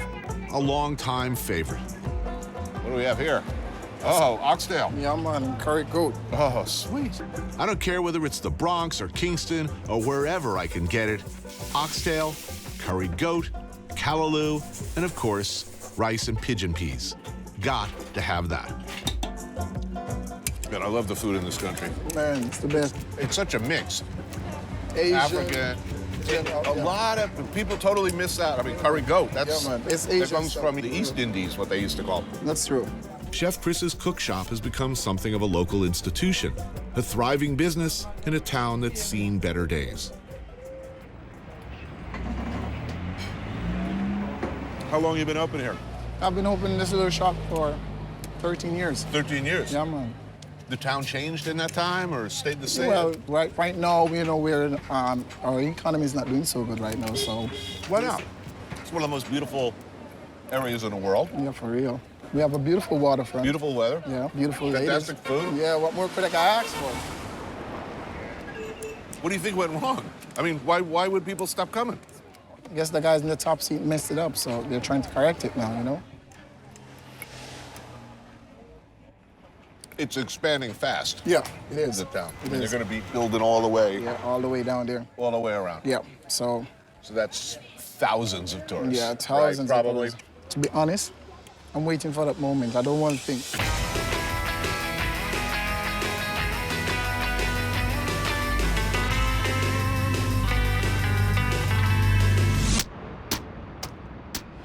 We really need that, you know, because this town was dying fast and real fast. So Chris Blackwell came back and now he's booming the town. So it's a good step in the right direction. Oh, thank you.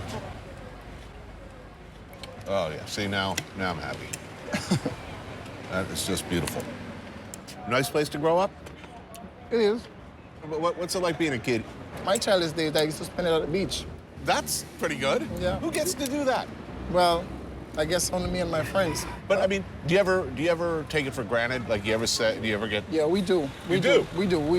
See, the thing about it, when we really need it, that's the time we can't have it, you know? Because a lot of our waterfronts have been gone, you know? We have very little right now. You know, it's okay. We have James Bond Beach like 10 minutes walk from here also, so at least we're one of the luckier ones.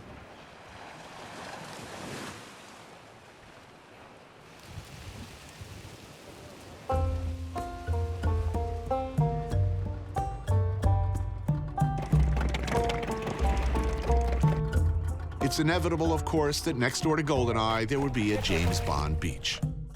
All of the Bond movies were conceptualized and written here. When Blackwell heard I wanted to visit the local fishermen, he hooked me up with his good friend Carl to accompany me. I'm here to hit Dr. Ho's, a local rum bar where one can indulge in a typical hard-working fisherman's breakfast. Rum. So we drinking rum here? We drinking beer? We drinking rum and beer? Well, I know. It's hardcore. But you're recommending just like some beer and some rum together? No, the steel bottom now. Steel bottom. All right. Yeah. Steel bottom now, right? We're going to do 1 part of rum. Yep. Right, and 4 parts of beer. No water, no ice. Try that. It's a steel bottom, meaning it's non. It's good. Yeah. It'll work. And you could take it to your dimension. So who fishes here? You fish? Yeah. What are you fishing for? Hold on, let me get. It's multiple fishing. Right. Which will be your snapper, your parrot, your grunt. Exactly. Right. So is business better these days or worse these days? Okay. Worse. Right. So overfishing is a problem. Orcabessa is a fishing village, for now at least. All throughout the Caribbean, fish stocks are in decline, and making a living from the sea is getting harder and harder. So right here, it's actually become a fishing sanctuary. We're trying to now revive the fish stock around the island. So if this becomes a protected sanctuary, what are you going to do for a living? Yeah, so they have to go further out to sea for deep sea fishing. That means more gas? More gas, more economic condition, less fish. So it's a strain, right? Is there a future for the traditional fishing industry in Jamaica, or do you think, like every place else in the Caribbean, is it going to end up an entirely tourist economy? It's going to belong to the tourists. This place here, because I can tell you something. I live just off the road, lovely spot, which is on the coast, just like Chris Blackwell, and they're going to tell me that I cannot fish in there. But what is happening now? Here's what I'm kind of getting at. Rich people want to live what they see as a simple life. In their minds, they want to live the life of a Jamaican fisherman. So they want to live the life of somebody who doesn't have a lot of money. But the people who actually do that now are giving up their living and essentially entering the tourist sector. There's a certain amount of weird irony at work here. Who gets to live in paradise? Nobody. Because guess what? You got a point. And I'd like to clear up the point what you have, right? There's a lot of things going on here, right? I read a piece of paper a couple months ago that's going on down here, right? The native here don't have no beach in a few months' time. This architect's model sits in one of GoldenEye's offices, showing what Orcabessa's coastline will look like if all goes according to plan.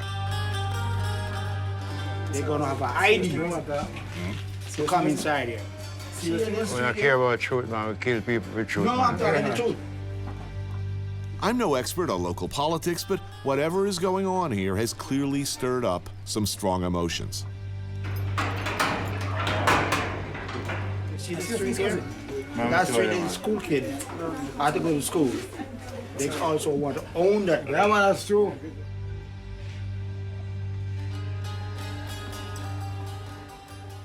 That's true. It's true. Wait a minute, I'm talking. Hold on. Hold on. Wait a minute, Chris. Yo, just stop talk. Hold on. Mr. Stop bomb talk, my brethren. Mr. Stop talk, my brethren. I don't want to hear no more of that. Just cool man, just stop talk. Stop talk. We gotta talk really. Oi, big man, stop talk. Why? Come here. Come on, interview. Yeah. Go back. Don't do that. No, go sit down. No. To all the program work, you see me? We just kick back and cool. See me? Sit down. We can't expose yourself. See me? Which is better? To be your own man, uphold family tradition in a dangerous, ever-shrinking, ever more difficult business, trying to catch fish in the sea, or carry a golf bag for a wealthy tourist? I couldn't tell you. I was in the service industry cooking people's food for most of my working life, so it's not like I have anything against it, but I don't know. It's a joyous day. Let us find the spirit in man and travel to the unknown. You think because we are here in the present that it had just started? This is coming way out of the unknown, out of the nothingness. And we are going to go on into the information highway, into the celestial. We are what it called astral travelers. So we travel from dimension to dimension. If one man die, all man dead. And if one man live, all man live. Tolerance. One dog, one foal, one cow, one puss, one moon, one sun. It has to be multi-purpose in order to sustain energy and life. Say a black, blue, green, pink, yellow, river, sea, mountain, bird, dog, puss, man. Everything is from the non-such. Everything is related. The car, the money, everything is connected to the universe. So if we as a human person does not realize how vulnerable we are within the changes of time, and the earth will not disappear, my brethren. It's I and I.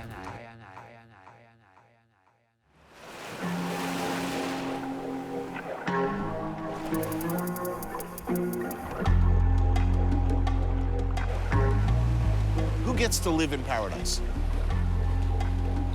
It's Jamaica. Let's accept as a basic premise that this is about as close to paradise as it gets, right? This place I'm staying was built by a guy who lived here 2 months out of the year. That place down there, probably the same, 2 months a year. Sad to say, I think it's unlikely that 50 years from now, anyone but the extraordinarily fortunate, the extraordinarily connected, and the extraordinarily rich will be able to even look at a vista like this. That is my personal theory.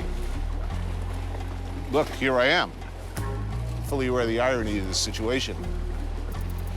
It's like the whole preservation thing. Who preserve for who? Save the reef, for who? Save the beach, for whom? Not you, probably.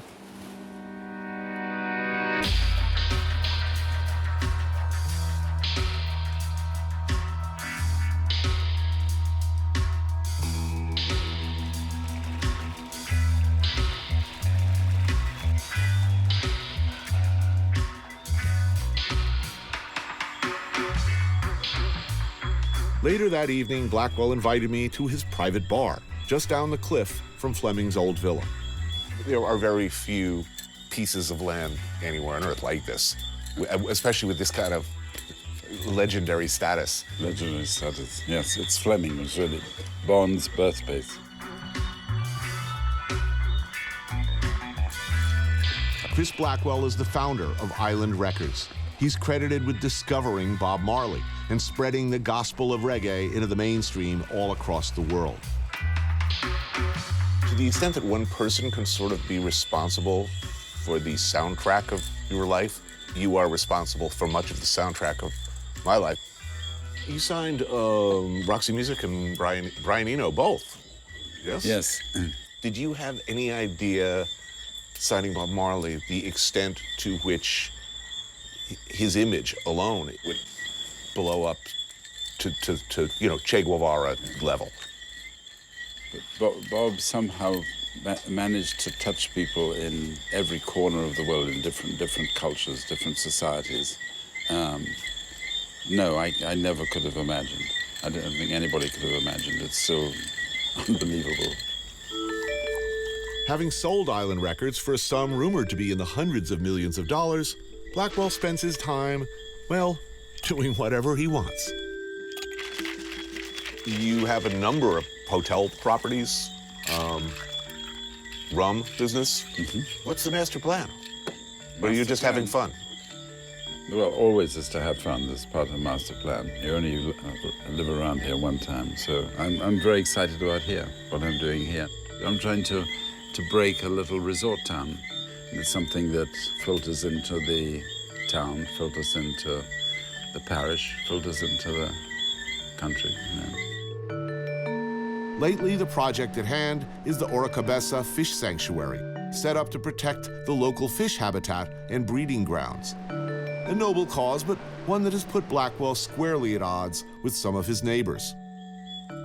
It seems to me that most people who come to Jamaica pretty much stay within the compound, you know, sandals or whatever, and don't really get out there much. It's a business model, and that business model works well for people.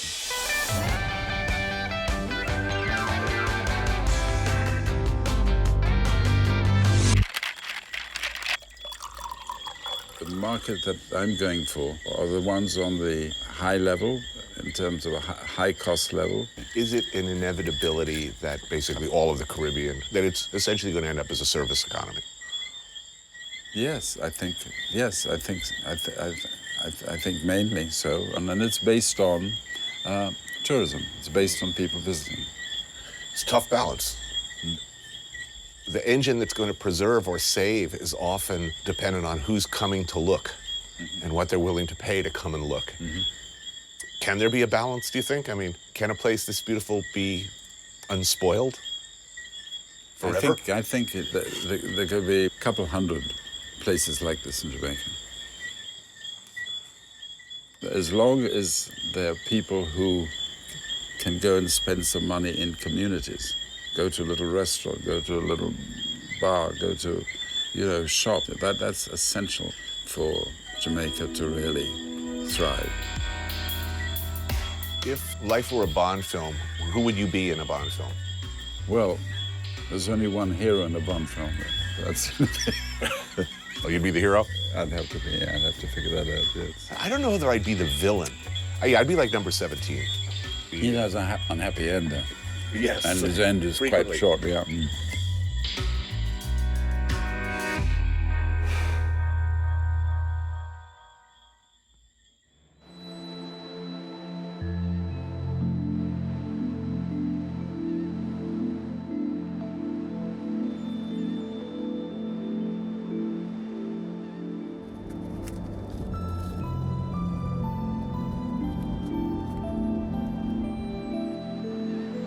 What we're all looking for, isn't it?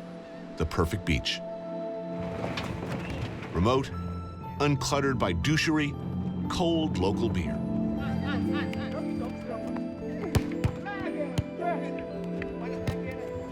The perfect end to a long and, well, bumpy road.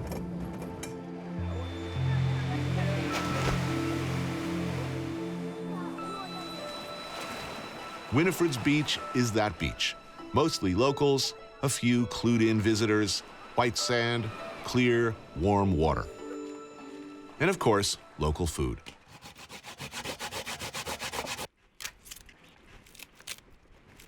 This is ackee, Jamaica favorite dish. Typically Jamaica, we use it as a breakfast. Cynthia and Dennis run this place and come highly recommended. I'm told this is the spot for the classic, gotta have it or you ain't really been to Jamaica, ackee and saltfish. Salt cod, rehydrated and cooked with ackee, a local fruit that happens to be toxic if you don't handle it right. Now they say best ackee and saltfish In Jamaica. anywhere. And yeah, also some banana. Delicious. That is delicious. Yeah. Cynthia's friends Joy and Marjorie also have little restaurants or food stalls on the beach, and they tell me that here too it's in danger of redevelopment, that all this might disappear into the ever-churning wheel of, well,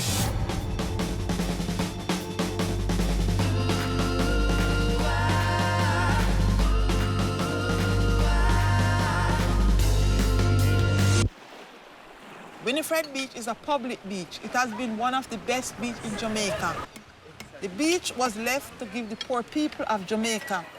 So the government takes it over supposedly to make it a public space, but they want to sell it to a hotel group? Yeah, they want to make like a resort. There are a lot of islands in the Caribbean where you're not allowed to own a beach, meaning all beaches are public. Even if it's a really exclusive hotel, at least theoretically, anybody can go. Right. Here it's different. Here, if you can buy a house and the beach, you can. If you're a hotel, you can make it a private beach, meaning they don't let the locals on or vendors or anything. They can keep people out. Right. So how many public access beaches are there in this area? Just one. This one. And that's it. No more. No more beach. We have other beaches around, you know. We have like Blue Lagoon, which is a private beach. Dragon Bay, private. And the Sansan is private. So this is the only public one, you know? Yeah, what happens if, I mean, that would be sort of ridiculous if Jamaicans can't go to the beach in Jamaica. Exactly. There are two sides to every story, of course, and the government, for its part, claims locals will still have access to their beach. We don't trust them, so we do not believe what they said. They want to get us off, and like for 6, 7 years, they don't do anything on it and close it off. Right.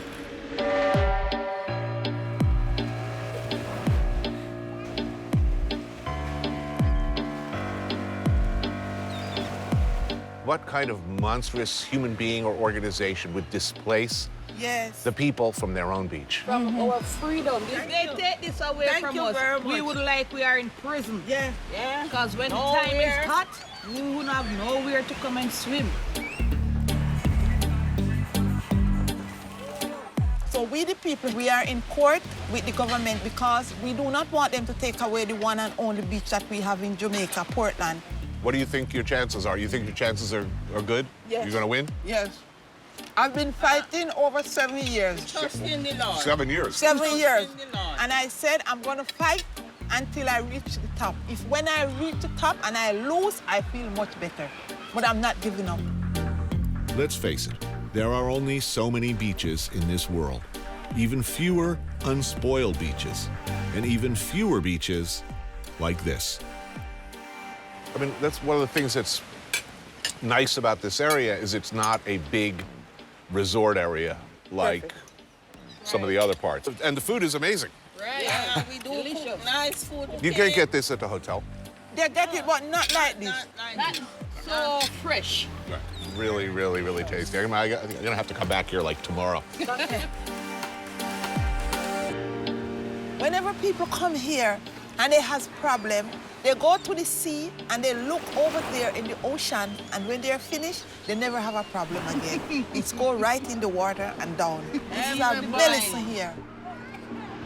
And I hope that the world can see what is going on at Winifred Beach, and that they can come out and enjoy the beauty of the beach, the nature of the beach, the people, and the love of the beach.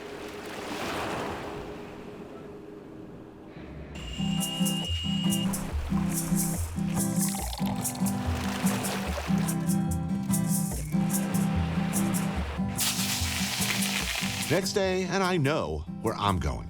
Run a mongoose, mongoose your name gone abroad.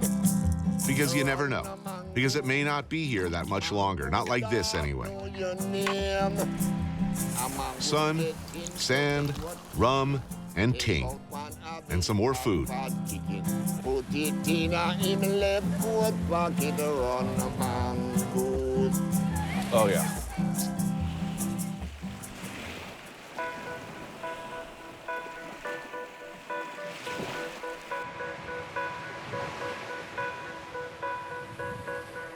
Hi. Wow, what a spread.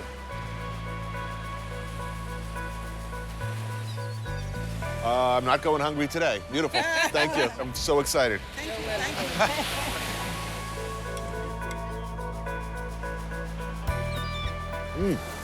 That is actually quite delicious.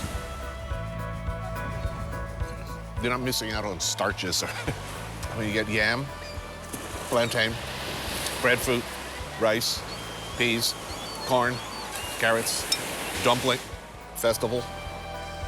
Like the man said, eat dessert first. Life is uncertain. That's good. I knew I was coming back here. I knew it was a smart move to come back here. These ladies can cook. Point being, the way the world turns, the inevitable grind of history seems to indicate that places like this and people like this get plowed under, pushed aside, paved over. Who owns paradise after all? Who in the end gets to own paradise, use paradise, or even visit it? That's a question that's probably worth paying attention to before there's none left at all.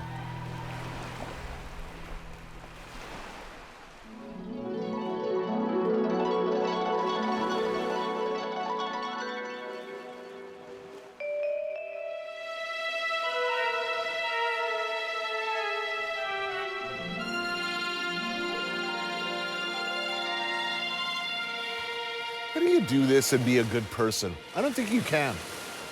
Like, if you wanted to do this regularly for the rest of your life, I would like to spend 3 months out of the year in a hammock looking out at the Caribbean in a secluded beach like this. You'd have to do bad things to do this, right? James Bond doesn't get this. James Bond's a hustler. He gets this for a couple of days before he moves on to the next location. The guy who lives here is the Bond villain, not James Bond.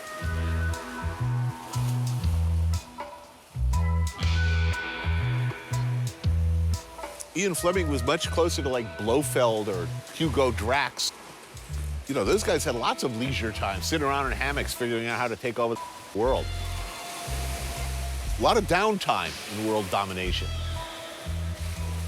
Bond was a working class. That's what I've been missing.